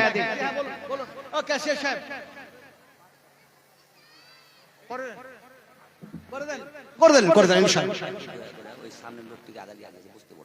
ভাই আমি অনেকবার বলেছি, এটা যদি কলকাতার মাটি হতো, আমার যেহেতু কলকাতায় আপনার রাজারহাট, নিউ টাউন, বারাসাত, তারপরে ইকো পার্ক এর পাশে ঘড়ি, তারপরে এমনি করে দেখা যায় চীনা পার্ক, বিভিন্ন একেবারে টাউনের ভিতরে। বিশ্বাস করুন, ওনারাকে যখনই বলা হয় যে নবীর মহব্বতে এগিয়ে আসুন, আমার মনে হয় একজন শারাব পান কন্যাওয়ালাও যদি জালসা শুনতে এসে ওরাও আর পিছনে থাকে না, ওরাও এগিয়ে যায়। আপনারা এখানে, আমি বলছি না যে আপনারা সেই ধরনের মানুষ, আপনারা খুব ভালো মানুষ। ফলে আমাকে বারবার বলছেন যে ওখানকার মানুষেরা একটু যদি এগিয়ে আসতো। কথা বুঝেন কিনা ভাই? একটু আগে রাইসউদ্দিন ছোট মাসল থেকে মা আব্বার জন্য, হায়রে মা আব্বা, মার আব্বার জন্য 1000 টাকা দিচ্ছেন। আল্লাহর বান্দে, আমার সোনার টুকরা, আল্লাহ তুমি কবুল করো। আব্বা জানকে, আম্মা জানকে, আয় আল্লাহ এমনি করে তোমার বেহেশতের মধ্যে, জান্নাতুল ফেরদাউসের মধ্যে জায়গা দিয়ে দাও। আল্লাহ তোমার বান্দের দান তুমি সদরে গ্রহণ করে নাও, কবুল করে নাও। এটা হুকুম নয়, হুকুম করতেও পারি না। তোমার অনুগ্রহ দিয়ে, তোমার দয়া দিয়ে, তোমার কৃপা দিয়ে অবশ্যই পাপগুলিকে মোচন করে আল্লাহ তার দানকে গ্রহণ করে পিতা মাতাকে জান্নাতের মধ্যে দাও, আর জাহান্নামের আগুন থেকে নিষ্কৃতি দান করে দিও। আল্লাহুম্মা হাফিজনা মিন কুল্লি বালাইদ দুনিয়া ওয়া আযাবিল আখিরাত। আল্লাহুম্মা ইন্নী আসআলুকাল আফওয়া ওয়াল আফিয়াতা ফিদ দুনিয়া ওয়াল আখিরাত। রব্বানা আতিনা ফিদ দুনিয়া হাসানাতাও ওয়া ফিল আখিরাতি হাসানাতাও ওয়া কিনা আযাবান নার। আমিন আমিন। ভাই বলছিলাম যে আপনারা অনেকে দিয়েছেন, আর কাকে কাকে ডাকলাম আলহামদুলিল্লাহ আসুন। আসসালামু আলাইকুম রাহমাতুল্লাহ। আমি যে নামগুলো বলছি এনারা অবশ্যই এখানে আছেন আশা করি। একবর আলী বড় মাছল, একটু আপনি এসে স্টেজে দেখা করেন। তারপরে এস্তাব আলী বড় মাছল, আপনিও একটু মাদ্রাসা স্টেজে এসে দেখা করুন। তারপরে রাইসুদ্দিন কালু ছোট মাছল, আপনি যেখানেই থাকেন অবশ্যই স্টেজে এসে দেখা করুন। তারপরে জিয়ারুল হক ছোট মাছল, আপনি যেখানে আছেন যেইভাবেই হোক স্টেজে এসে একটু দেখা করেন। তারপরে সেনাউল হারবাস্টার বড় মাছল, আপনি যেখানেই থাকেন একটু স্টেজে বক্তার সাথে দেখা করে যান। জাকির হোসেন ধুমটোলা, আপনি যেখানেই থাকেন একটু স্টেজে আসেন, দেখা করে যান। আসসালামু আলাইকুম রাহমাতুল্লাহ। আল্লাহর হাবিব এলেন যেদিন, আল্লাহর হাবিব এলেন যেদিন, কাবা ঘরের পাকা পায় দরুদ পড়ে ফেরেশতা সব, কে কে তোরা দেখবি আয়। আল্লাহর হাবিব এলেন যেদিন, কাবা ঘরের পাকা পায় দরুদ পড়ে ফেরেশতা সব, কে কে তোরা দেখবি আয়। বিশ্ব নবীর বাড়ি আর মধ্যখানে আবু জাহেলের বাড়ি, মাত্র কয়েক মিটারের দূরত্ব। তারপরে কাবা, রসুলের বাড়িটা লাইব্রেরিতে পরিণত হয়েছে। আরে দেখলাম চোখ দিয়ে নয়ন ভরে, আরে এইটা দিয়ে তো রাসূল পেরিয়ে যেতেন, এই তো আবু জাহেলের বাড়ির গেট, আর এইটা তো কাবার গেট, এইটা দিয়ে নবী পেরিয়ে গেছেন। নবীর শরীরে যেন ধুলো ছিটানো হয়েছে, উটের যেন লেদারে ছিটানো হয়েছে, এই তো এইটা দিয়ে পেরিয়ে গেছেন। রাসূল আকরাম সাল্লাল্লাহু আলাইহি ওয়াসাল্লাম সিজদায় পড়েছেন, উটের ভুঁড়িতে এরাই চাপিয়ে দিয়েছে। সব একটা একটা করে হাদিসগুলি যখন মনে পড়তেছিল, আল্লাহর কসম কে বলি চোখের পানিগুলি ঝরতেছিল। নবীর মহব্বতে কিছু করতে পারি নাই। কথা বলতেছিলাম, যে সময় তারা এই বেয়াদবি করতেছিল, এই দুর্ব্যবহার করতেছিল, সেই সময় আকাশ আর জমিনের ফেরেশতারা তারা সে সময় রাসূলের উপরে সেই দরুদ পাঠ করতেছিল, যে দরুদ আজকে আমরা সালাতের মধ্যেও পাঠ করে থাকি। থাকি না? থাকি না? এই থাকি না? থাকি না?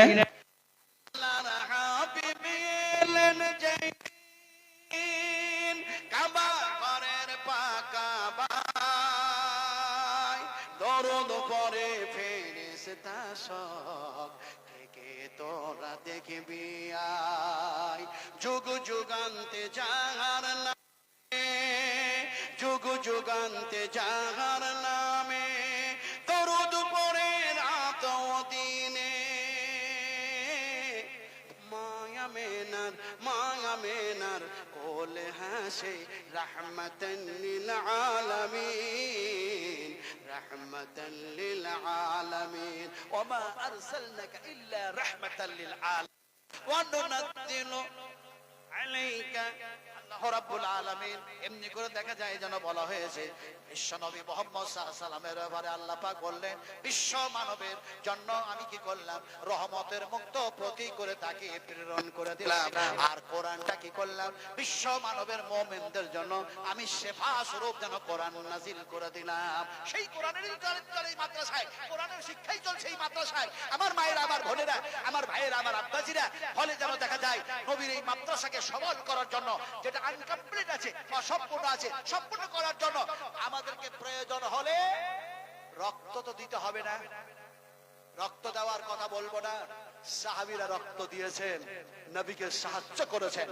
আপনারা শুধু সাহায্য করুন, আপনাদের রক্ত ঘামানো টাকা দিয়ে, পয়সা দিয়ে আপনারা সেইগুলি দিয়ে নবীকে সাহায্য করুন, নবীর মাদ্রাসাকে সাহায্য করুন। বিশ্বাস করুন, আমার নবী মুহাম্মদ সাল্লাল্লাহু আলাইহি ওয়াসাল্লাম মাকামে মাহমুদ, মাকামে মাহমুদ, মাকামে মাহমুদ, সেখানে সিজদায় পড়ে উম্মতদের জন্য সুপারিশ করবেন, শাফাআত করবেন।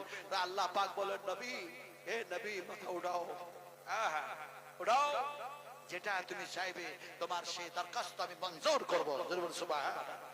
সেই দিন আল ইয়াউমা তুজা কুল্লু নাফসিন, আল্লাহ পাক বলছেন আজকের দিন কেউ কাউরি উপরে কোনো জুলুম হবে না, অন্যায় হবে না। আজকে তোমাদেরকে ভালোর বদলা খারাপের বদলা আমি আল্লাহ দিব। ইন্নাল্লাহ সারিউল হিসাব, নিশ্চয় আমি আল্লাহ তোমাদের কাছে হিসাব দেব। ওই যে মাল দিয়েছি, নাক দিয়েছি, কান দিয়েছি, হাত দিয়েছি, পাও দিয়েছি, সাদা করেছি, কালো করেছি, অর্থ দিয়েছি, সব দিয়েছি, এরপরেও যেন দেখা যায় তোমরা তার নাশুকরি করেছো, আমার দিকে আগিয়ে আসো না, কাজ করো নাই, ফলে আজকে হিসাব দেওয়া লাগবে। আমার ভাইরা, আল্লাহ পাক যেন বলেন, সুম্মা লাতুসআলুন্না ইয়াওমাইযিল আনিন নাঈম। প্রত্যেকটি নিয়ামতের যদি আল্লাহ হিসাব নেন, আমরা হিসাব দিতে পারবো না। ফলে যাতে হিসাব দেওয়াটা সহজ হয়, কঠিন যাতে না হয়, এর জন্য আমাদেরকে ভালো কাজ করে যেতে হবে। ভালো কাজ হচ্ছে যতগুলো আল্লাহর হুকুম আছে, সমস্ত হুকুম, আদেশ, নির্দেশ, এগুলিকে মেনে চলার নামই হচ্ছে আল্লাহ পাকের হুকুমকে মানা। বিশ্বনবী মুহাম্মদ সাল্লাল্লাহু আলাইহি ওয়াসাল্লাম যা ভালো দিয়েছেন সেগুলোকে গ্রহণ করা, যা থেকে তিনি আমাদেরকে বঞ্চিত থাকার কথা বলেছেন সেই অন্যায় থেকে বঞ্চিত থাকা, এরই নাম হচ্ছে বিশ্বনবী মুহাম্মদ সাল্লাল্লাহু আলাইহি ওয়াসাল্লামের ইত্তেবা করা। আমরা সেইগুলি যাতে করতে পারি। আমরা যেহেতু আমাদের এলাকাটা কৃষি এলাকা, তো অনেকেই ধান কিংবা মাকাইগুলো আমরা লিখাতে চাইছি, কিন্তু লিখাচ্ছি না। আপনাদের পাশে, মানে আপনাদের কাছে কাছে এখানকার কমিটির লোক যাবে। আপনারা যারা যারা ইচ্ছুক অবশ্যই ধান থেকে নিয়ে কিংবা মাকাই থেকে নিয়ে সেগুলো লিখাতে পারেন অবশ্যই। রবিউল আউয়াল মাস, আলহামদুলিল্লাহ, সুবহানাল্লাহ, এ মাসের যে কত যে ইতিহাস আলোচনা করা হয়েছে, ঘটনা আলোচনা করা হয়েছে। তো রবিউল ভাই বসে আছেন, আমাকে কেউ যেন বলছিলেন যে আমার নাম হচ্ছে রফিকুল ইসলাম, কেউ বললো রফিকুল আলম। আল্লাহ নবী একদিন বলছেন ইয়া রফিকুল আলা, ইয়া রফিকুল আলা, ইয়া রফিকুল আলা। যে সময় তিনি বলছেন সেই সময় উম্মাহাতুল মুমিনিন মা আয়েশা সিদ্দিকা রাদিয়াল্লাহু তাআলা আনহা রাসূলকে নিয়ে আছেন সিনায়। তিনি বলছেন আমি রাসূলের যেন মুখটা কোনো সময় আমার সিনার মধ্যে, কোনো সময় যেন রানের উপরে রাসূল নিঃশ্বাস নিচ্ছেন, কোনো সময় মুখের ঢাকা কাপড়টা উপরে উঠে যাচ্ছে, কোনো সময় ঠোঁটের মধ্যে সেটে যাচ্ছে। আর সে সময় রাসূলের যে কি হচ্ছে আমি আয়েশা দেখতেছি নিজের স্বচক্ষে। আর নবী বলছেন ইয়া রফিকুল আলা, ইয়া রফিকুল আলা। তার মানে রাসূল করিম সাল্লাল্লাহু আলাইহি ওয়াসাল্লাম বলছেন হে আল্লাহ, তুমি সবচেয়ে আমার বড় দোস্ত, তুমি সবচেয়ে আমার বড় বন্ধু, তুমি আমাকে তোমার কাছে জমা করে দাও। রফিকুল আলা, রফিকুল আলা। আমি সেই রাসূল করিম সাল্লাল্লাহু আলাইহি ওয়াসাল্লামের আমরা উম্মত, সেই নবীর হচ্ছে এটা মাদ্রাসা। ফলে এই মাদ্রাসায় টাকা নাই, টাকা নাই। এক বস্তা করে সেভেন লেখেন ভাই, সেভেন লেখেন, ক্লাস্টার হয়। এমনি করে 2 বস্তা 5 বস্তা করে সেভেন লেখেন, এমনি করে 1 বস্তা করে ভুট্টা লেখেন, এমনি করে 2 বস্তা করে ধান লেখেন। ভাই লেখেন না? বলুন বলুন ইনশাআল্লাহ। নিয়ত করবেন ভালো, নিয়ত করবেন ভালো, নিয়ত করবেন ভালো, আল্লাহ পাক লিখে দিয়ে দিবেন, বিশ্বাস করুন। হাদিস হাদিস। কিন্তু কত আছে না? 3000 দিচ্ছেন, পাস করা যায় না।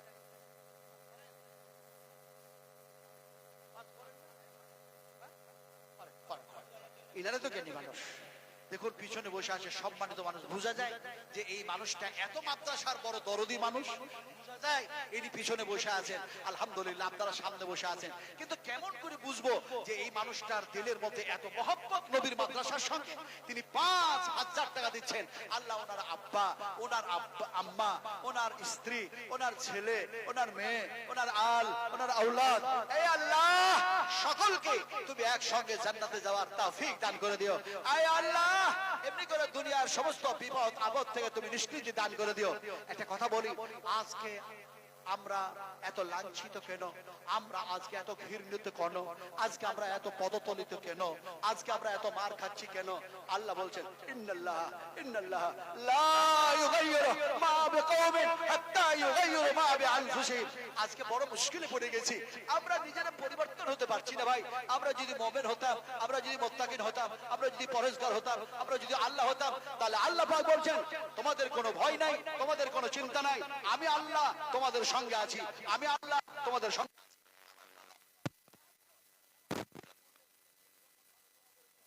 কিন্তু আজকে আমরা পরিবর্তন হতে পারলাম না।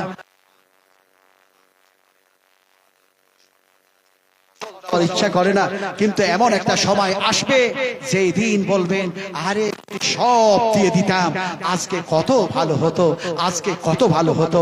যেদিন আপনার স্ত্রী অপর হয়ে যাবে, আপনার আব্বা আপনার পরিচয় দিবে না, আপনার সন্তান পরিচয় দিবে না, ভাই পরিচয় দিবে না, সেই দিন কত যে আফসোস করতে হবে। তিরমিজি শরীফের মধ্যে হাদিসগুলি এসেছে, একটার পর একটা হাদিস আমার মনে পড়ে যাচ্ছে, একটার পর একটা হাদিস মনে পড়ছে, কিন্তু আমার বলার সময় নাই। বড় মাসল থেকে তাফজুল কন্ট্রাক্টর 5000 টাকা দিচ্ছে, আলহামদুলিল্লাহ, হাইয়াকাল্লাহ, বারাকাল্লাহ, জাযাকুমুল্লাহু খায়রান জাযা, আহসানাল জাযা। আয় আল্লাহ, আরেকজন যেন 1500 টাকা দিল, 1500 টাকা দিল। আল্লাহ তুমি কবুল করে নাও, আল্লাহুম্মা আমিন।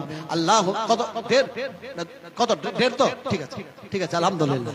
আল্লাহ তুমি কবুল করো, আল্লাহ তুমি কবুল করো। এই যে তোলবাটা ঘুরছে না, খাতা কলম নিয়ে আপনারা লেখান, 1 বস্তা সেভেন লেখান, 2 বস্তা সেভেন লেখান, 50 কেজি ধান লেখান, 1 কুইন্টাল ধান লেখান, 1 বস্তা ধান লেখান। এই যে তোলবাটা ঘুরছে, দিন দিন লেখান। আরে তোলবা কারা? বিশ্বাস করুন, বিশ্বাস করুন, বিশ্বাস করুন, তোলবা হচ্ছে তারা যাদের জন্য দোয়া করছে গাছ, যাদের জন্য দোয়া করছে ফেরেশতা, এমনি করে দোয়া করছে, এমনি করে সমুদ্র সাগরের মাছ, এমনি করে দোয়া যেন শুধু নয়, তারা পরগুলি ফেরেশতারা বিছায়া দিছে, যারা চলতেছে তাদের উপরে পাটা তাদের পরের উপরে রেখে তাদের হাতে কলম আর খাতা ধরা আছে। আপনি লেখাতে পারবেন না ভাই, 1 বস্তা সিমেন্ট লেখো তো ভাই, তোলবাটাকে লেখান, লেখান, কোরআন হাফেজ হাফেজ লেখান, এই মাদ্রাসারই ছাত্র।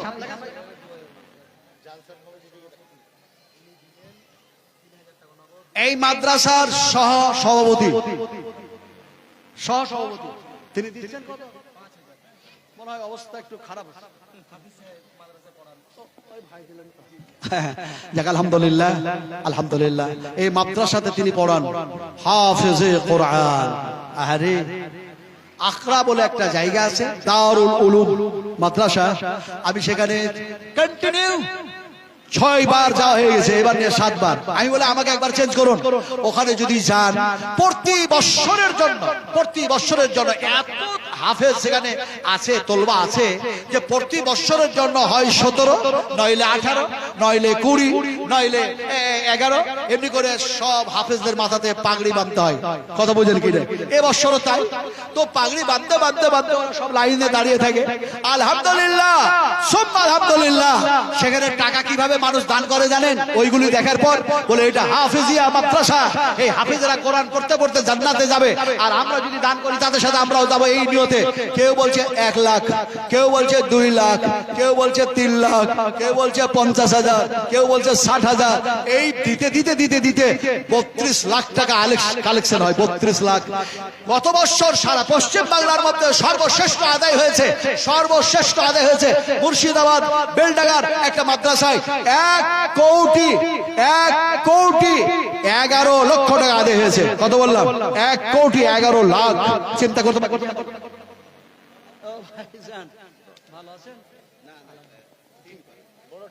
এই দেখেন, চালাক মানুষ। ঠিকাদার তো হতেই পারে। আমাকে কি ঠিকাদার হতে আল্লাহ নিষেধ করেছেন নাকি? আমি হতে পারি, কিন্তু ঠিকাদার হলে যে সব দিয়ে দিবে তা তো না। আল্লাহ বলবেন বান্দা দে দে দে, ইলহাম করবে দে দে। আল্লাহ যার দান কবুল করবে তাকে বলবে দাও না, দাও না, দাও, তুমি দাও, আমি আল্লাহ ওয়াদা করছি তোমাকে বেহেশত দেবো, জান্নাত থেকে বাঁচিয়ে নিব। তো আমার ভাই বলছে 3 দিব। 3 কত নিলে ভালো হয়? কত নিলে আপনারা বলুন? কত নিলে? 5। আপনারা পয়সা দিলে 5 দেওয়ার জন্য প্রস্তুত। দেখছেন না আমার 5টা আঙুল ধরে আছে, মুসাফা করতেছে। লিখে দেন ইনশাআল্লাহ, লিখে দেন। আমি দোয়া করবো আপনারা লেখেন 5 5 5 লেখেন ইনশাআল্লাহ, অবশ্যই 5 লেখেন।